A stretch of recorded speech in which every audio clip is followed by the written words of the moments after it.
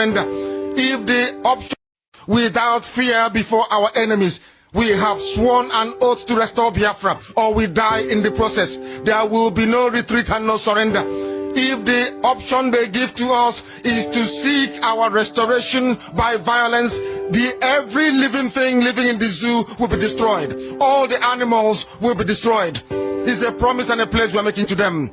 They must understand that we just don't love our country. We are fanatical about Biafra. We will do everything humanly possible to ensure that Biafra comes. It is either the flag of Biafra is raised up or I am lowered into the grave. One of the two must happen. It is better for this heaven and this earth not to exist than for Biafra not to come to pass. We dedicate it into the hands of Chukwu Abiyama, the creator of the heavens and the earth, because only him decreed that we should exist as a race, and only him has the say to decide and to determine if we are to survive or not. We don't rest our hopes in any man. We don't believe that any country can do anything for us. We are going to reaffirm our faith in the supremacy of the creator of the heavens and the earth, Chukwu Abiyama, upon to whom and in whom every glory and honor belongs to. That's why we worship him and nothing else and no other.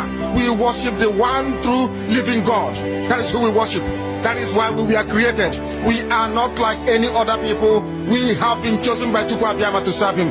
We have been chosen by the creator of the heavens and the earth that we may serve him. That is why in our names it contains every praise imaginable. Every praise imaginable to the Most High is contained within our names, because we are very special people. We are here to reaffirm and reiterate that. We are here to ensure that this very march towards our freedom cannot be hindered. Any obstacle on our way, real or imagined, man or woman, adult or child, anything it is, once you are an impediment to the restoration of the sovereignty of Biafra, you will be destroyed completely and totally, in every way imaginable. We do not forgive. There is no forgiveness in our dictionary.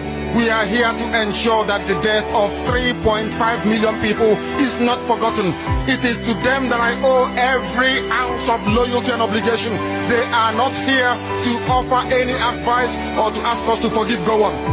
They are not here to ask us to forgive Haruna. They are not here to ask us to forgive the Yoruba people and the Wolowo family. The reason why we exist is to ensure that their memory, that they can never ever be forgotten, that their memory will linger on forever, that as long as man walks this earth, this world will remember the 3.5 million people that they killed, men and women that did nothing, children that were innocent. Their only crime is to be blessed by God. That is the only crime they have committed. As those children were being slaughtered, as they were being stabbed to death by a very wicked and cruel world, spearheaded by Awolowo, everybody looked on and did nothing. Instead of them to help us, they ensured that our absolute blockade from land, air, and sea was absolute, that we may die, that the children of God may die. But lo and behold, Chukwu Abiyama determined that we cannot die, that we cannot perish, because we are his own. Despite all our iniquities, despite all our sins, he made us in his image. He gave us that very edict to worship him, and that is what we do every blessed day on this radio station, without fail and without the fear of any human being, not less of an animal in the zoo. We are here to worship Chukwu Abiyama.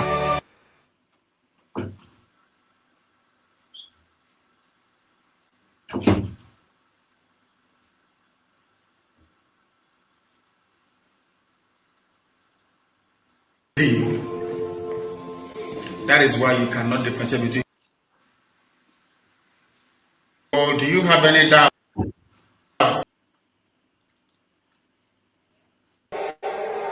hail Biafra! All hail the United States of Biafra! Thank you so much. Thank you. Thank you. Thank you so much. Thank you. Thank you. Thank you. Thank you. We made it. We made it. That's why we are Biafrans. What we did, we shocked them. We shocked the world. This know that what we do is not determined by an individual. When the spirit of Biafra leads us, we move non-stop.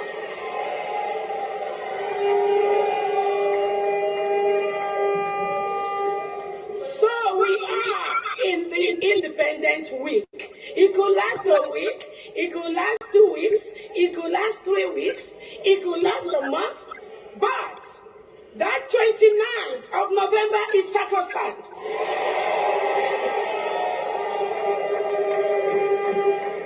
And there was a reason Biafrans decided to shock the zoo, and we did it.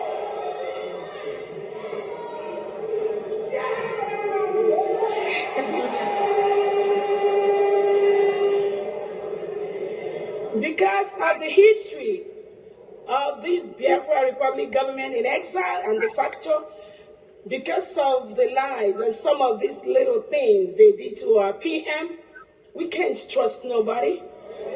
We can't. Don't trust me. I'm not begging nobody to trust me. Yeah. And I'm not going to trust you, you know. But we, as Biafra, we are going to start to learn to trust each other.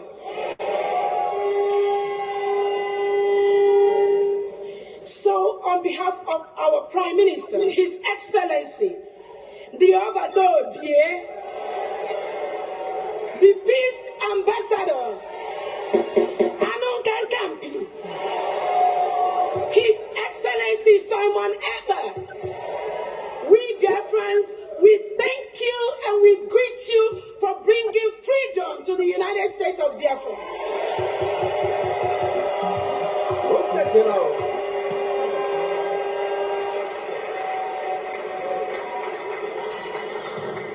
Finland says, with their local zoo agents hanging around Finland, that our Prime Minister is inciting us. Inciting is the word. And they think if he doesn't talk to us, if they take away his phone, if they don't allow him to talk to any of us, then we are not going to be incited, right? That was their thought, right? That was their mentality. Just like the zoo thought that when they take Onyendu and lock him up, we are not going to talk about Biafra anymore. Nobody is going to say anything about our freedom anymore. That is their mentality.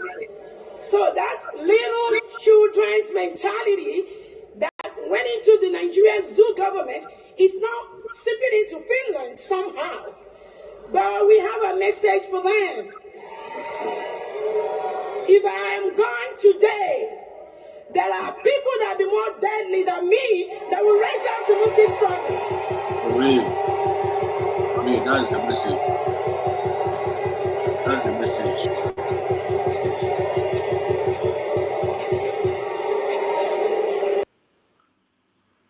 I want with the message. I want with the message. This is not about any individual. This is not about any individual. This is about we, Biafrans. We, all of us, we.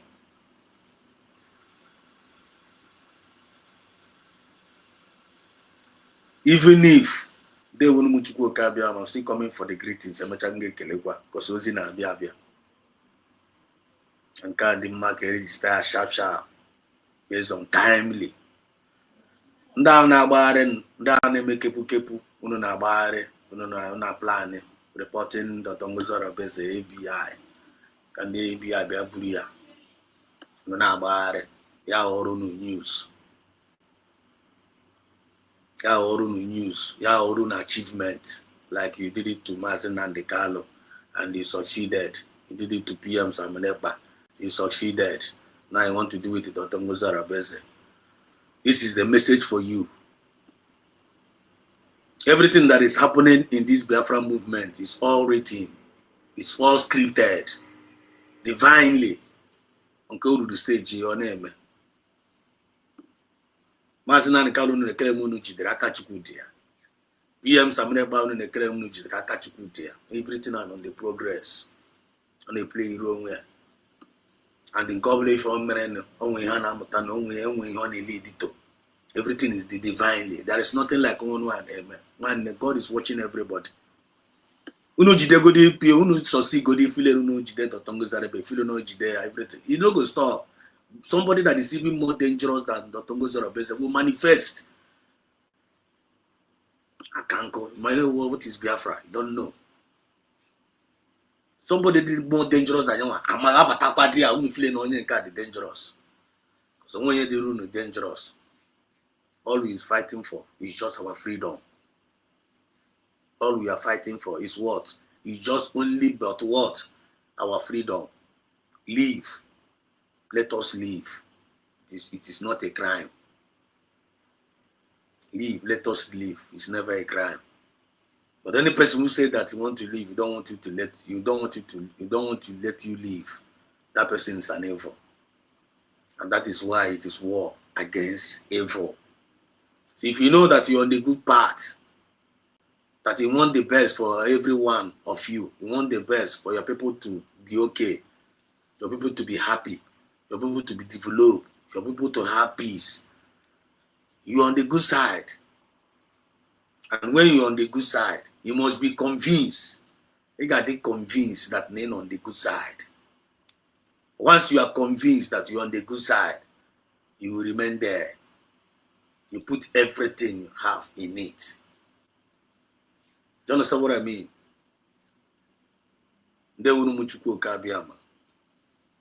And as we are proceeding, as we are moving, we are progressing. This is the season of declaration. Bruni Anobi, I will still come back. Understand? I see you one more EJ. You're welcome to the program. They say when the message is very, very pure, being registered, the declaration has happened.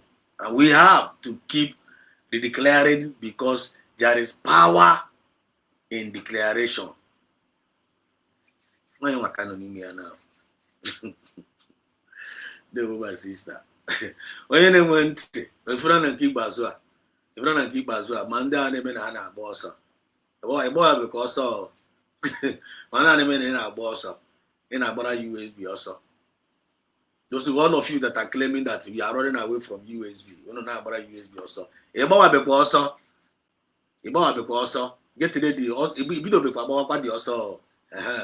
But the issue not there. Away about also within about the USB also. In about also it's on USB. You don't want USB. You don't understand what USB is. You don't believe in USB. You don't want to watch USB. I hope you are not about it. And then I because I about that or sound. You get me talk about you get me to speed that you about you get me talk about that USB. The rejected stone always be the chief cornerstone. You go and so kuch on over na adria. We move. USB.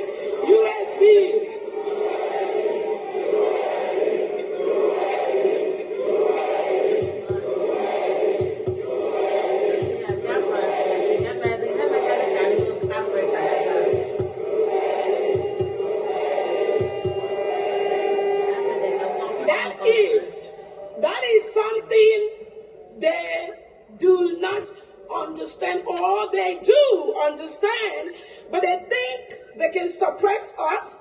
They think with these little shenanigans they can down our spirits. They think with all those maneuvers for Africans to continue to be the slave to the white man, they can continue to reap our resources, drill our mineral resources, take our oil reserves by intimidating us. I have a word for the Western world.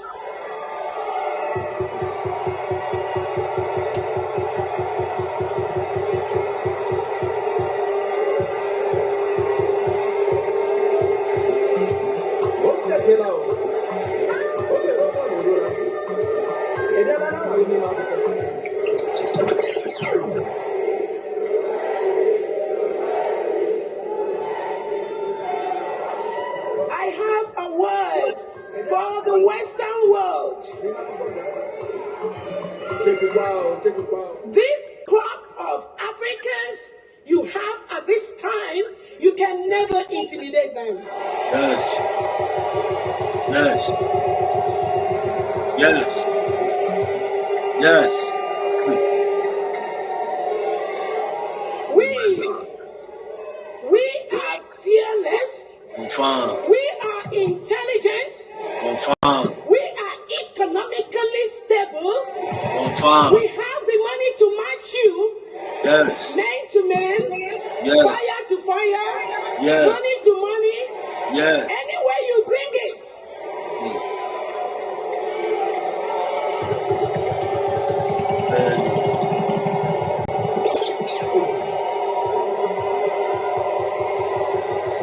I tell you, that's the spirit. That's the spirit. That is the spirit. All we are asking for is to let us have our rights, to let us build our countries, to help us build our communities, to let our people enjoy those things that all of us here are offering and helping you in the first world, wherever country we are in the diaspora, wherever we are helping you to build in this country outside, we want to take it home too. I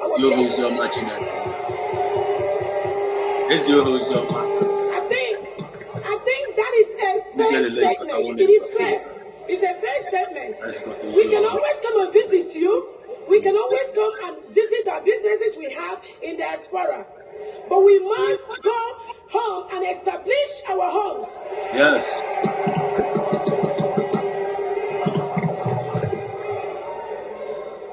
We cannot continue to have the best doctors in the world in diaspora, the best nurse practitioners, the best nurses, the best engineers, the best lawyers, and they are practicing in diaspora while our own people back home, they are dying.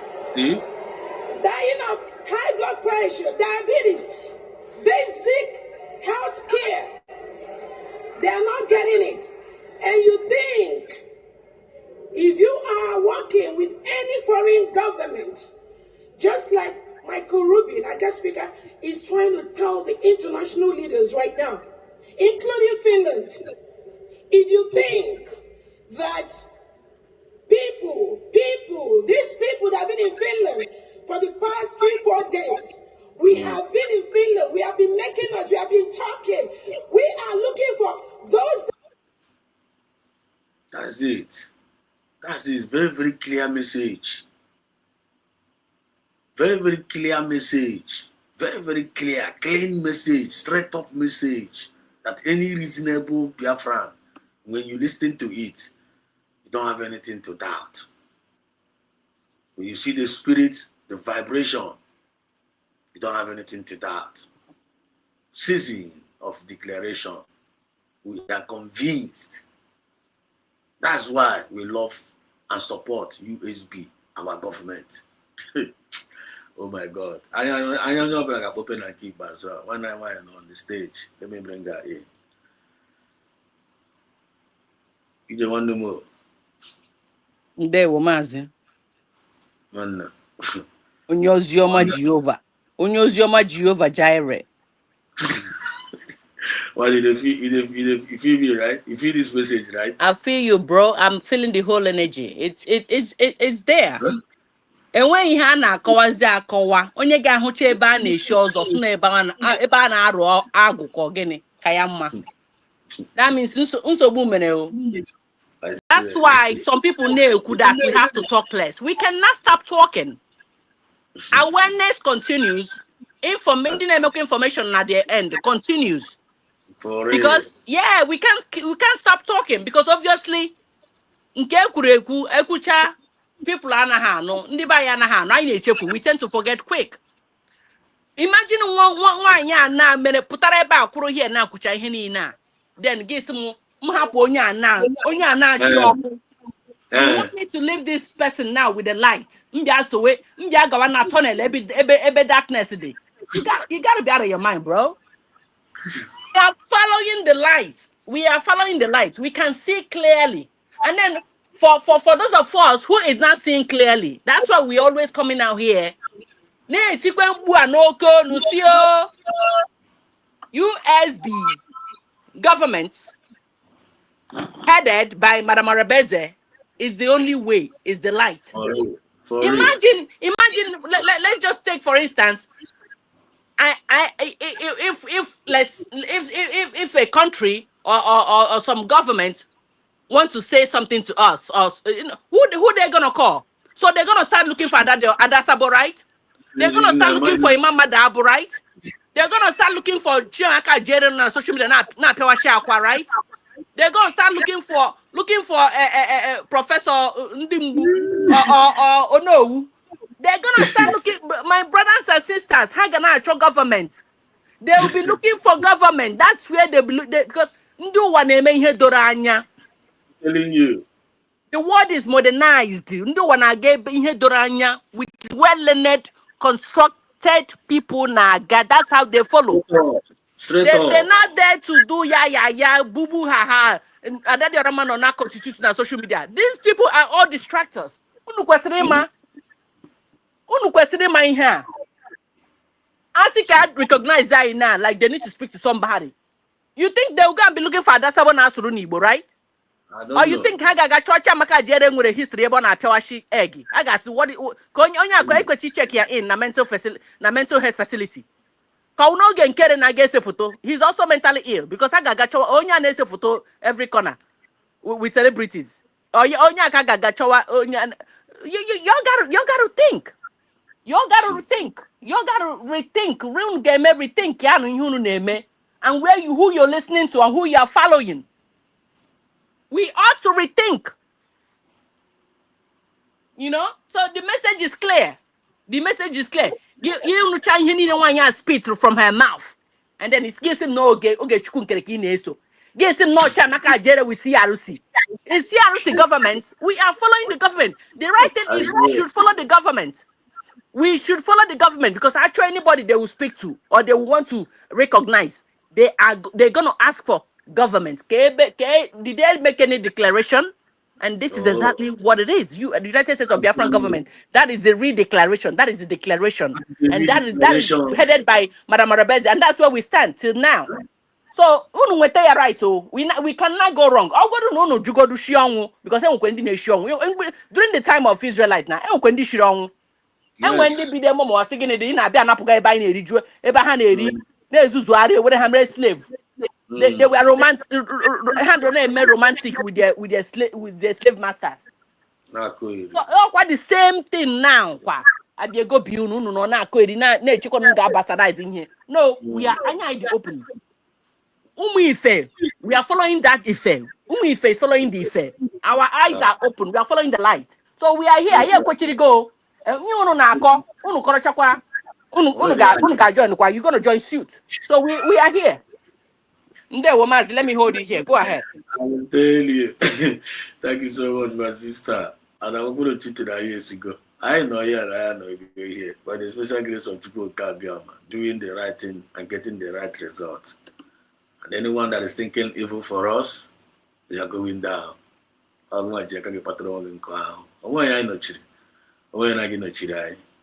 This is Biafran Exodus TV, always bringing you the message of redemption and liberation to the hearts and the minds of our people. Bring you the message of redemption to the hearts and the minds of our people without no bad feeling, without no bad motive, and without no bad energy. Or you be honorable disposing the focus of your attention towards the heart of honorable towards the heart of this government government in the government and pass judgment here. This USB and they win them mad iwe. Now bakasi some people are mama the reason why bakasi are you drum the reason why the things are bakasi are but the only thing I'm on bakasi that watch on to answer reacting. That's where they beat hard.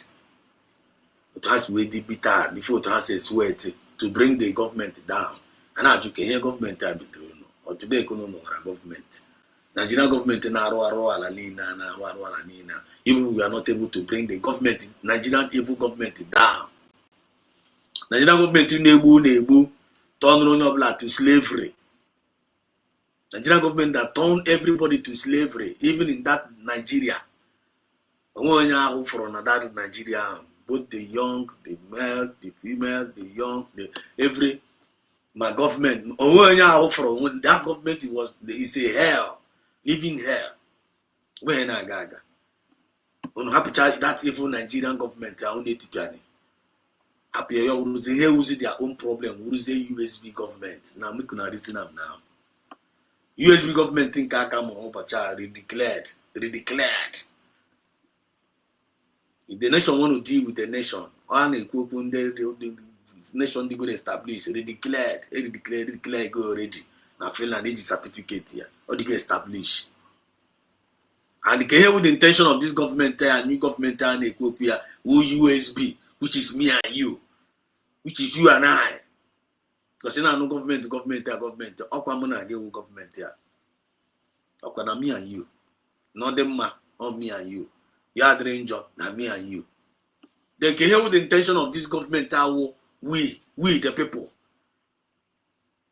Intention here we gonna call the ma. You are ma. Inside that nation anya. Okwa we intention anya umunna no munna. Ije glitters. Okwa we intention anya. Absolutely. Everything I know why, you just have to check for the intention. The intent is what matters. The intent is what matters. Okay? I'm telling so you. I don't know how long we're gonna keep lamenting or emphasizing on this. So Guinea intention one, yeah. She got it all. She don't need nothing. Guinea intention Maz this time on it, he got it all. He don't need nothing. Guinea intention Maz in Namdekano, he got it all. Well established. He has his family, everything he needed. He don't like what is his intention? The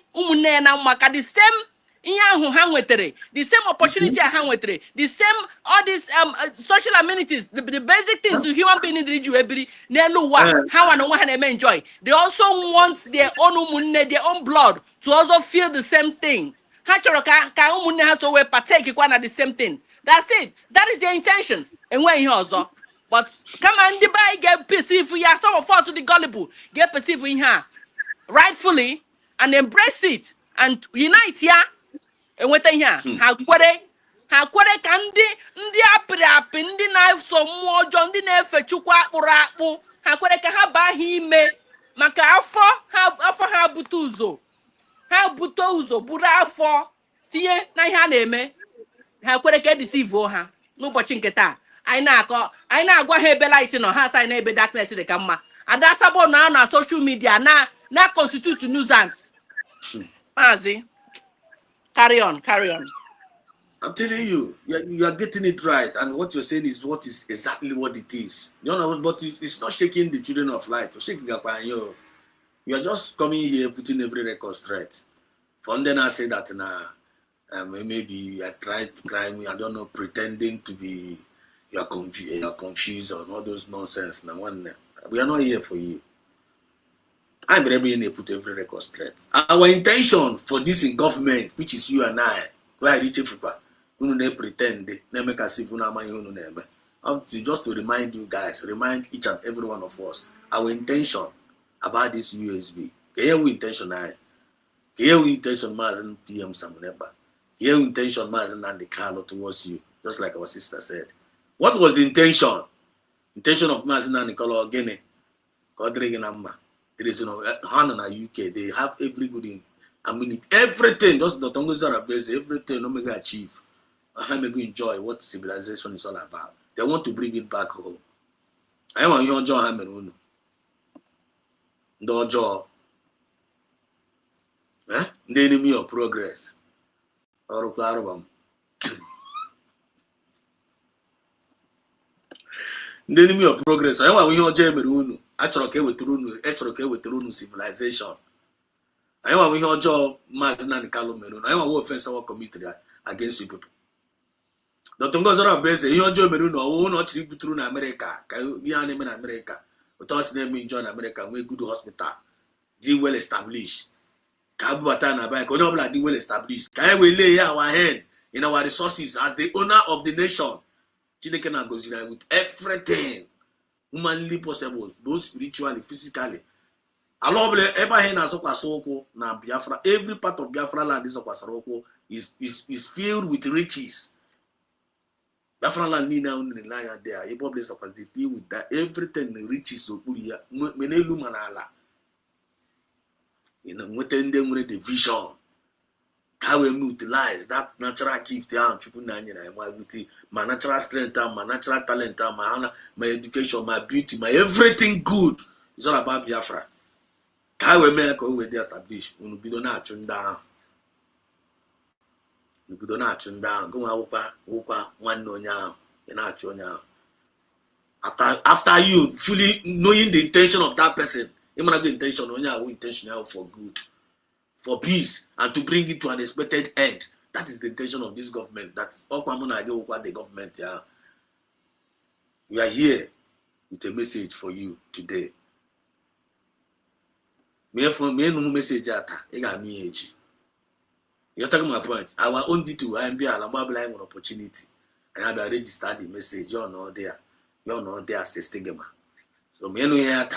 I got me age. Ndere kwa privilege no kwa today had the privilege na anu ya. Then give we aba akoro nwe guru. Awo ye no ya osi eba abanyagi, you say eba fepo. You are deceiving yourself. Awo mo akine deceive, awo mo akine deceive. You're talking my point. Everything boils down to intention. Or intention. Then I am not good intention of this government towards us. I know them already. I'm going to get Korani. Maybe I'm not from that realm. You won't know. We can't hear. Me knowing fully well, I'm not good intention going already. The intention going for me forever. Knowing fully well that I'm not good intention go already against this government. Which is I'm not for because all one of this government, you won't be blackmailing against the government. You won't be blackmailing against it. You can't be a poor propaganda against it. You get me? You will always be positive in your thinking. My thinking are always positivity about what you belong, what you believe in. That is what is it. I was in Charlie Web Taruna now. I'm a message last month. Last month. It's all in regard to this topic today. Season of declaration. We are convinced. Whom if they convinced. That's why we love and that's why we are supporting USB, our government. And we are the happy. And the please. Or the joy. Then you want to take away our joy? That means you are an evil. That means you are an evil. And you being an evil. You're going to receive a fire. So don't come near us. Day your day, make we day our day. I want to live and let us live. Ebe beru go bere, I want we here find a true nilulu. Ebe beru go bere in case you pay better. One no one wave. One the whatever program no ya own territory. I want them no good, they be good and on one a territory. Because if program if batan be good or not because I got about war. And about that one good will always win the evil. One no always go cover. Absolutely. About the war. I want to walk on Chareba. No walk on Chareba. About child at the end of the day. Go out for you always lose. And I think you won't happen that one because he might at the end of the day give lose. Apply wisdom for once. No I won't day for that. You go. But I won't feel that now I'm no be up. I every opportunity and I remind the Poragi self now man. I want in the claim new be up that this Biafra movement here. Whether my homemade Obiapo or inner house Obiapo or Nigerian Obiapo or whatever Obiapo in a claim. And here in a gym again, Obiapo ga or Kakadin Kefero. But DJ, you're back here. Wait till it here there. Obiapo self. I am my judge. None claim Obiapo this Biafra movement here. Like move on, why you short ya and claim now Baleka and I claim and I fight USB. Monday South is governor, Monday one Nigeria naturally release Mazinanika. And I judge will be upon carrying King Pharaoh. Mazi, okay. Ihuri aso Obiakpo. I don't see it as obiakpo gini ka obudu in English self. Obiakpo obudu wickedness, right? All wickedness now, like under fool, like kind of Mm-mm. necklace. Obudu wickedness. Okochicha, stomach infrastructure. Obudu wickedness. And then ignorance. Ha ma hụ na onye ị na-emere oke ọchịchị were 1 naira na-enye gị were $1 na-enye gị. Ịma that ihe a na-enye gị o belong to you. Ọgụma kwesịrị na-enye ha enye ndị a na-enye gị ihe a ọgụma kwesịrị na-enye ha enye bie in contrary. But because they are ignorant, oh ya mere anyị jipụta ihe na-agwa ha dị so ignorant that afọ ha sachiri ntị ha. Afọ ha dị so wide. Their stomach is so wide that it covered all over all part of their body. Even our skin kwesịrị we go to the largest part of the organ in the body. But ndị na somebody like Adasabo, Chiamaka Ajarere and all these CRC buhaha. Ha niile afọ ha sachiri ntị ha. Their stomach is so wide that it covered all part of their body. That is the problem. You understand? It's greed. Anyukwu. Greed adịghị good. And then and when self-discipline, I preach, you see, everything boils down to self-discipline. I tell you. Yeah. Because so during the war we had. So Hannah Chigwam that in one daily bread, in one daily meal, one in a day. So aren't you gonna be satisfied? Aren't you gonna be okay? So why is it that na chofe on the detriment of our generation, on the detriment of our ancestral land? Because I refuse to accept that you don't understand what is going on. I refuse to accept that that United States of Biafra are out the way. That is the only hope, and that is the best thing that has ever happened to this movement. Which men could not do. Men could not do it because they how men. Why na? Anya geji wele nwoke, aru hanya geji wele ya. You understand? So she own advantage on her side, and with coupled with the Biafran spirit, she was able to still, you don't want to listen. I'm not gonna accept that ama ihu neme.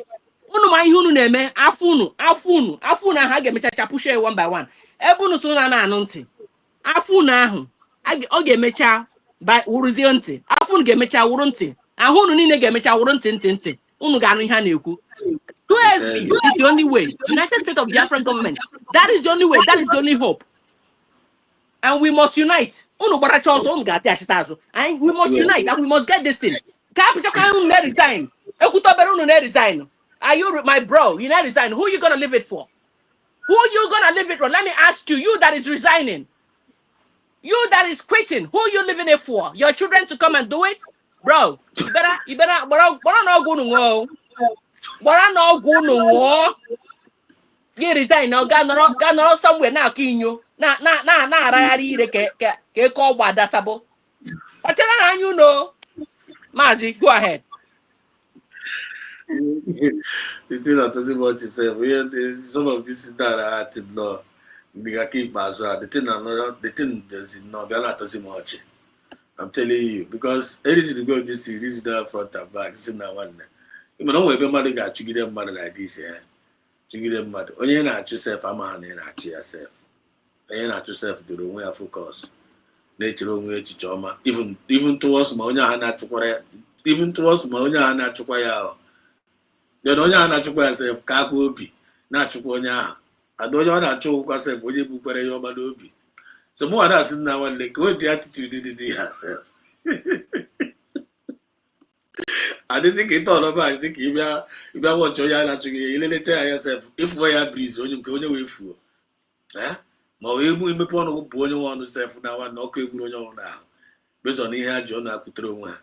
You take my point. Ebere ga na emetekwara ha. But onye oyi na emetekwara ebere to self.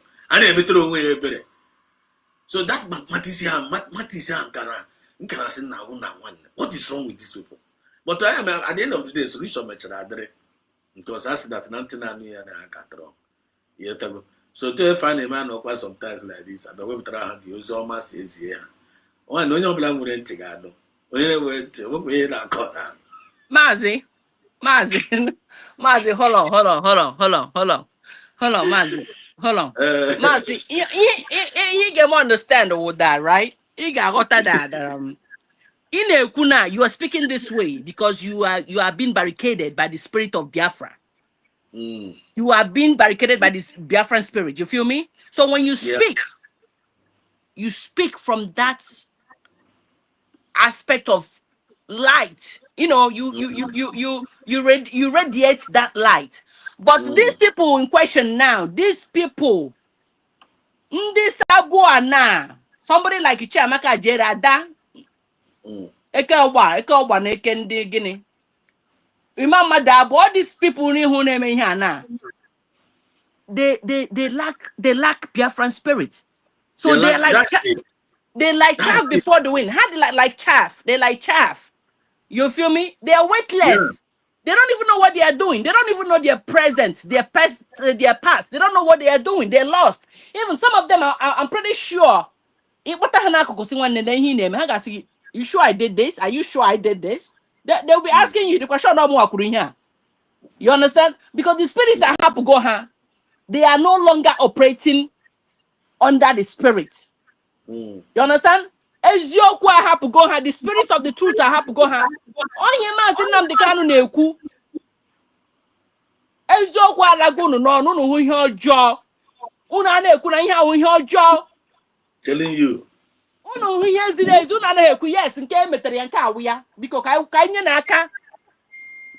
Because of oke ọchịchọ, because of ihe nke ụwa, unu ga-eluzu.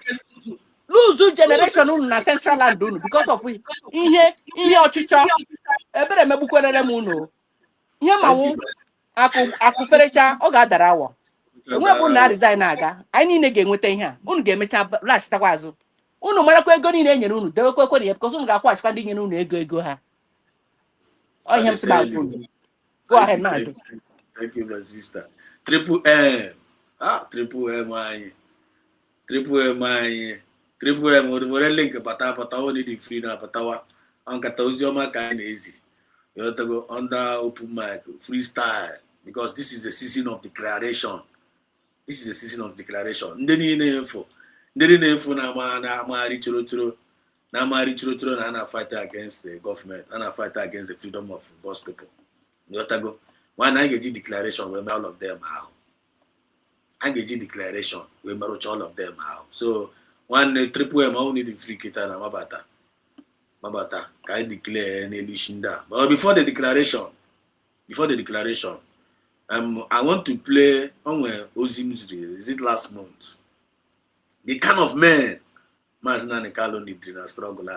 They push this freedom. They get abaru ya nishi. Can I wear mind paro? Where Chetakoro Biafra? Ndana Mari Churo. And I may Biafra. Where Biafra name. Some of them were an committee are all manners of evil. Now talking about bastardizing that name Biafra, which I know that they're not going to succeed. So I want to play this broadcast again here. This is the broadcast. Uno get nonte. Uno water. They no watching get not to me.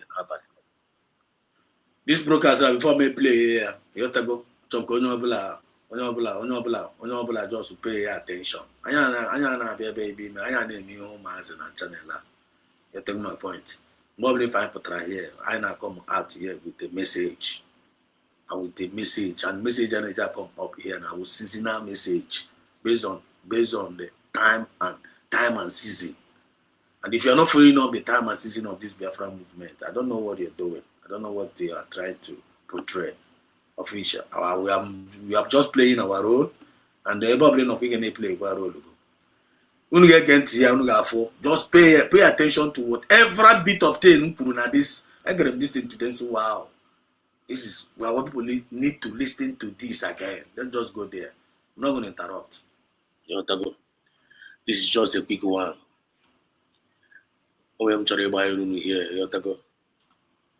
Most of us are this thing. Most of us know about this. When somebody drew Mazina the Carlo attitude, we see no one know that money will go make 100 men. Yes, Mazinani Carlo, the quality of those 100 men now on the group here. The quality of those 100 men now that will make up the 100 men. Mazinani Carlo Saradi Ajuju. But before my Baron of Ajuju, Mazinani Carlo Saradi person. They go to the prophecy of Mazinani Carlo. Everything that he have said concerning this our Biafra restoration have come to pass. There's no only one okay, for no only one for one and for all the coming of Biafra. But not them. You have to go. They get into the prophecy. Okay, Chazi, then the kind of men now getting prepared with that Biafra. They are already on it, and nothing is going to stop them. All the very, very powerful. Because most of the things are more spiritual than physical. Many people are out there. Let's go there. So watch out. Everything I told you came to pass. Only one is remaining, and that is Biafra. And I assure you that Biafra will come. That Biafra will come. That Biafra will come. Biafra will come. Everything he told us have come to pass. Only one remains. Biafra will go and Biafra will come. That one fully well established, whether you like it or not. Whether my Eli Benowa are conspired, whether my Eli Benowa, whether my oral matter of Eli Benowa, whether my Ndembanina no wa mba, all the power, all the powerful leaders in the whole world, all these heartless leaders or no what politicians, or whether all of them will conspire within the Nigerian government, it's not going to stop the coming and the restoration, fully restoration of Biafra, of which Biafra has been redeclared. So Biafra came before he has been redeclared. He has been redeclared in Finland, fully established. Nobody there. All the go redeclared. All the fully recognition here internationally all over the world can be and don't want the name of food. That's not the carousel. That's not everything they have said have come to pass. Also the fully restoration of Biafra here from and must know anything like it.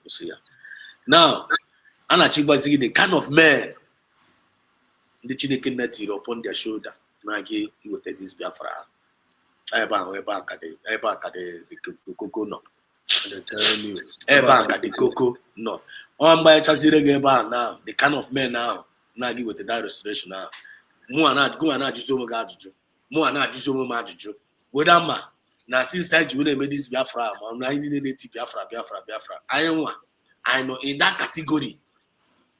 You will go as you say, go no. Now, I know in that category. Mandiri ne phone abari go na internet na abari go here and there. No you watch child this thing after go nya adizo mu ya. Whether ma go and die fine apogasi afa. Mande video kasa you know all of them. Mande mana ni go mpete na asa. Go igechezi e mazina kali the back ya mazi even down belong bro. They are just wasting their time. They are just there causing distraction for themselves. So that I they confused because no matter who you are, you cannot know how to operate. So Kaiga no dia, Kamara no the conversation between Mazina and the Carlo and that questionnaire. Onya Anjura that Ajujan. Kemana Mazina and Carlo Saraya. Kemana be where you belong. Let's go there. Just hang on. Biafra land. Yes. To join you in this struggle. Yes. So I've been wondering within myself since then, trying to know what kind of men are these men that you need.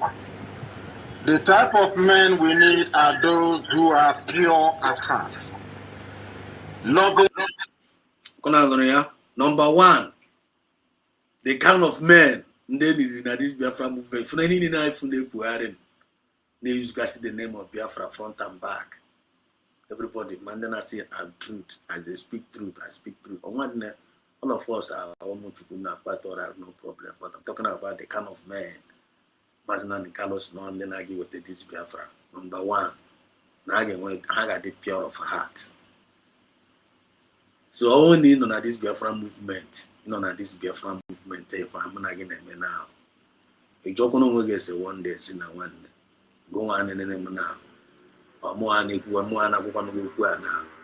The joke on we get say one day, then we put on pure heart. Do you have pure heart? So come to where I to here. Say, why mother born over there now? I'm a easy way. I see you. Can you hear me? Yes, Maazị Exodus. There we you're Ndewo. welcome. Mgbede You're welcome. ọma. Okay, what I jump to get now. Okay, Yes. for him, Na- number man cannot get there. So number one, the number one, oh, pure heart. One, and my chuck, I'm to go dig it. You want a pure heart. My brother. Ịgwa gị nke bụ eziokwu. Obi m imepe ma ọ bụrụ na na-agbụwa obi a mepee ya. Enwere 100% pure heart for this Biafra. That is why m ji wee na-ekwu. Ịma ya izi mụ wee batara platform gị. Wee na-asị, efu ndị a na-agbapụta a na-ekwu, I'm speaking the truth, I'm speaking the truth. These are the people na-anọ n'azụ na-ata gị n'afọ ọnụ. Ịghọtago? Maka na mmadụ isi na ya na-eburu nnu bụ igi ma ghara mmiri so gị n'azụ, onye ahụ adịghị genuine. So my brother, etu a nọ ihe a na abụ na na-egbuwe obi mmadụ ka afọ obi anya wee this Biafra struggle si dị nwanne asị gị na obi m bụ 100% pure because na mgbe m wesobe mmadụ Nnamdi Kanu ka m ji wee nụba ozi ọma Chineke, ozi ọma na-akụghọ mmiri. Ị na-aghọta? Maka na ịma na ndị be anyị si na-ekere ọrụ eke. Ịghọtago? Ịma na mgbe Dr. Ngozi Orabueze si na o kwuru ya, ọ dịka o buru ya ka amụma si na time na the people ga-apụta to defend USB na social media are coming. Mgbe ahụ anyị kara ọchịchịra ga mana mgbe the Holy Ghost of Biafra dakwasịrị gị, ị na-akpọzi ya nọmba to nọmba. Ama m mgbe before channel ga-ebuzie like this nke ị na-stream like this, mgbe anyị na-anọ na nke Humble Lion, a na-anọ na background na-ege ege nke nwere akọ karịa na nke Humble Lion ụtụtụ ọbụla maka na-ekwu n'obi eziokwu ka ebe ahụ bụ.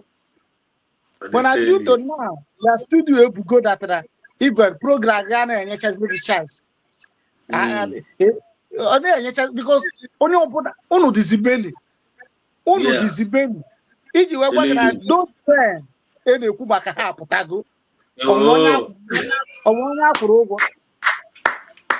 And ịma na ọ bụ ihe a bụ ara gbara nwaanyị isi ọcha na France bụ na mgbe nwaanyị Dr. Ngozi Orabueze kwuru ihe a, ọ dị ya ka asịra na nwere ihe ọ bụ ịnapụ ya. Ịghọtago? Unu nwa pụtara now bụ the people that akwadoro maka this njem nwere onwe, because i watch ọnụ mmiri okwu gị, watch ya kele na watch ya ọbụla ya, watch ya kaiti ịpụ na unu ncha stand on the truth. Look at the four back, look at the four deep. One man standing. If you go and they fall back now, just based on how you jam to now. If you and they pure heart fall back, if you all of them, who are going to pure heart? Nothing. On what wrong? If you go now, due to the hang on pure heart, if you go to have to disqualify, how do you go disqualify? Because he watch here, we hear Dr. Ngozi Orabueze tweet. If you don't question you that hold you back, no, you know what you belong. Because that tweet here means a lot. Also, man, they fall back and fall deep. All of them are making natural Biafra. Give one must. That is why you were saying that. Obuna na obi, na otu obi mu that I can categorically say na because only ya na akpọ ị na-eme ihe ịkwọ m n'azụ gbakpa na akpụ n'ana. Ịghọtago? There are some people nọ na this njem nwere onwe a ha anụ ya based on ihe nrite, but at the end of the day ọ bụrụzie na ihe nrite ahụ yes,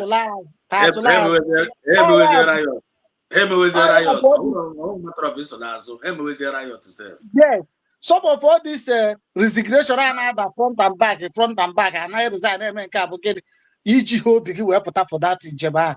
Because that tweet ya ya means a lot. Also, man, they fall back and fall deep. All of them are making natural Biafra. Because that tweet ya ya means a lot. in Agota. Because you cannot tell me now government is not just 8 months. Ini na another kata. Keko si dike na eji wayo we kopa ihe niile because ihe mebiri. Already is Finland nata. 2 days is Finland nata. Kanda ji wega sase. So wow. I ejikwa ihe wayo we kopa ihe niile we kopa because mmadụ isi m na ya nọ na-eche ka Simon ịkpapụta. Ọ bụ na gị nwa bụ Ezebo TV shere ka Simon ịkpapụta, anyị agaghị nọ this level line today. The gospel he they preach, on Abba. Because nobody is the king or Simon who will come and do it. Oh, but it's a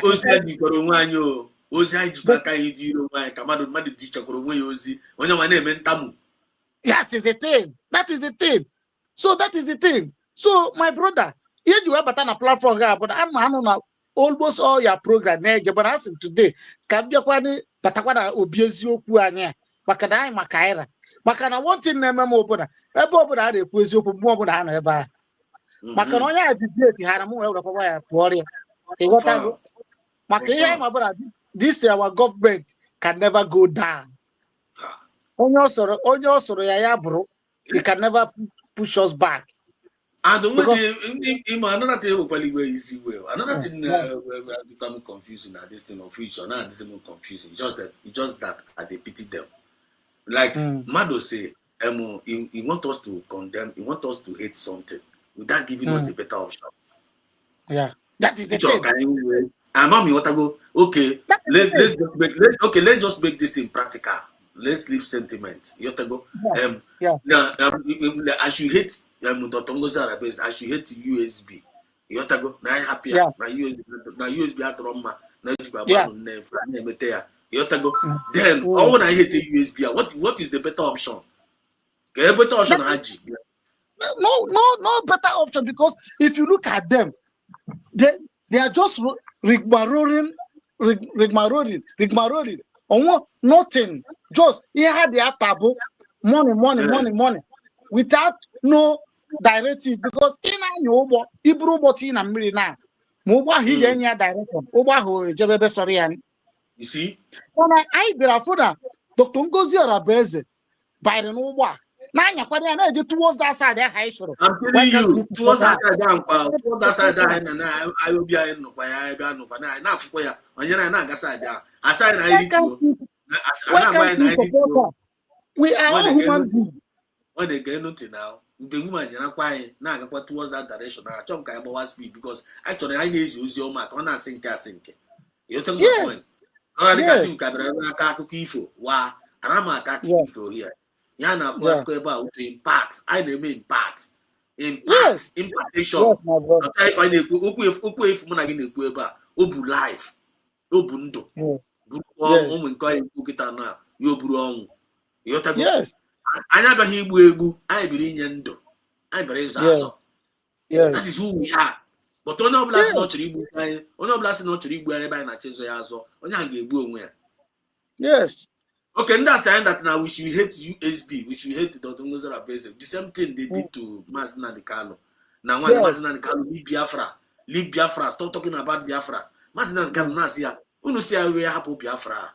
They are going with the structure. Now you know about the structure. Now you have to go. The man cannot joke. When they want to carry structure out there. They the structure out there. Yes. Now unu know the structure. Then can you happen say no Biafra? Nothing. Then restructure. Then unu see no restructure. Restructure. Unu enye Biafra ya jikwa na keji. Ya jikwa na keji. Unu see happen say Biafra. That to restructure na afọ anya. Why would this now? We went for Finland, we declared Biafra in Finland, did the declaration, did my certificate, everything not well established there, which we are talking about here. Then at the end of the day, Diana was away quite the thing, no Pazeba, suppose I believe in Pazeo. So they don't and they no longer believe me. I can declare. Not only that now you're happier. Now you can condemn or draw him. Now when I say I fall back to everybody's way pota. You have to go. And I say one only put another guy to go that call the on a call the say. As no one know when we ask no on your I say okay, unu say happen nka eji n'aka now. No option na unu na-enye anyị now, or the better than nka eji n'aka. Up to now, Asaba that ajụjụ ahụ. Since now it's not ana agbari okirikiri n'ukwu ese. Yes. But now actually can put this thing to rest for them for them the qualities of Nda so that now in the name of Biafra now they speak it to our people. Can people now man the real people now who they at the right stand, mananda at the right direction, follow who know road. And one of the way who know road say, all we are fighting for this Biafran struggle are me and you. I na just why I na just can't you was here. I do do you have pure heart? Ajụjụ ọ ga-ajụ onwe ya dị ya because na ị na-asị na USB pure heart. The answer is no. No, for where? Vam as somebody with a pure heart. The answer is no. No. Based on this movement now, I'm for to be hard and which means Martin and Carlos say for you to be part of this race, number one, you must have again a pure heart. So now if you know that this Biafra movement, you're going to pure heart. You are wasting your time. Yes, now you're wasting your time because okay, that old man, a man mother cost through this memo. Raise remember now now. It's an able Kenya. They are raising this kind of dust. Now is a now okay, nimere mistake. Come here, put up publicly. They are poor no only some people they feel they now when they young brain.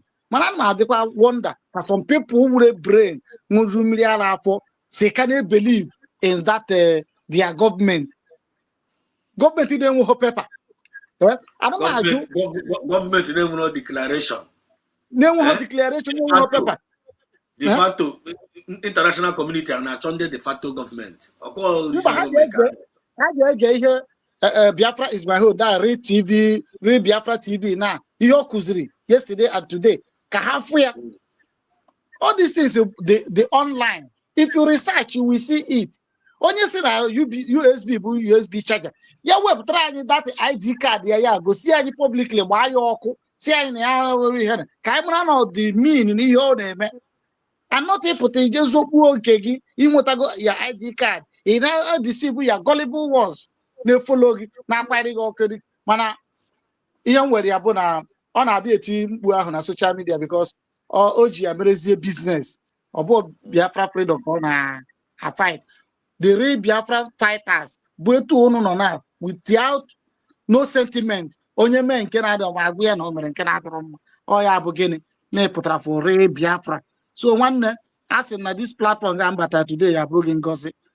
Chineke ya gozi ya gozi this platform ke gozi ya no ye gozi ya na afọ gozi ya na nkwo na ha chukwu okike abịa ma udosie n'eziokwu gị because na eziokwu bụ ndụ and eziokwu aka Maazị Nnamdi Kalu ji wee win heart onye dịka mụwa Simon Ekpa apụta 2019 mgbe m bidoro wee follow ya win heart onye dịka mụwa of which na my people they are come all Roma today but I still stand strong. Dr. Ngozi Orabeze take the mantle. I still stand with her because now from eziokwu fukwa that light in her o deviate ba mmadụ ya mere mistake nke anyị ji wee bụrụ mmadụ onwe onye dị n'ofe mana my chemistry master then when I was in secondary school sim na enwere njọ nwa mma ma ga-ekwena ka njọ gị karịa mma gị n'ihi na katakwa imechara njọ ọsị anyị mgbe mmadụ zuo pen gị chọọ onye iji ezu pensụl ya ma ga-emekwara ka iteke ya ka ọ bụrụ oge gịnị everyday activities ịghọtago ọnwa onye dị emefe etu anyị nwa bụ Exodus TV nọ na ọ mmadụ ka ịbụ ihe mmadụ Chineke ji kee mmadụ bụ gị o nwere ihe o tiri n'ime mmadụ ya bụ emekwa mana ị nọ ha na in the right like let's assume now ị na-ekwu 80% truth 20% anwụ ike ịkwatu gị you got to go. So I can go in the line of Dr. Ngozi Orabeze kwado ya na-akwadosi ike bụ gịnị I can throw the light in her and the man we are going home. So one no got dragon jisike. We are together. We are together. I know it's the spirit, and I really appreciate that. You too. You are still here. So we want to use this opportunity to also remind this our people. From that, if we claim we are mandate flag, mandate I say na and the truth, mandate I say na one no one metea mekaria the Tongos Arabese, mekaria USB government no with the part. I have one problem with you people. We love everybody. Even after all, Mazina and Kalu said that whatever thing you want us to do to get us Biafra, do it. Yes. So we want to end this. You people should stop this mess you're causing to yourself. You stop all this mess you're causing to yourself. We still want to come here to put this threat to you. Number one, if you say that you are doing for this Biafra movement, you want for a pure heart. Do you have pure heart? That is the number one question. So let me finish playing this. We have some few more things to do. Biafra with all their being, willing to sacrifice anything sacrificable for the restoration and the sustenance of Biafra. People who will gladly give anything, I say anything, to ensure that Biafra is restored. And I have a shocking news for you. In all the years that we have been agitating for the freedom of our people, I have not found up to 15 people who are the way that we are, who are willing to sacrifice everything sacrificable to make sure that Biafra is restored, without enmity, without rancor, without greed, without jealousy, without any personal interest. Without greed, without jealousy. Make una dimension more. Self-discipline. Self-discipline. That is the background. Self-discipline. Telling you, you see, as a man was mentioning all of them. So as he's mentioning it, and you are hearing the sound of his voice and hearing the sound of our voice, begin to be asking yourself questions. And me myself, I'll be asking myself some questions. And now about this criteria, am I one of them? Am I qualified? If I'm not qualified, what am I doing in this Biafra movement? If I'm not qualified with all these criteria, the criteria is now you want a pure heart. You want a pure heart. You Biafra no.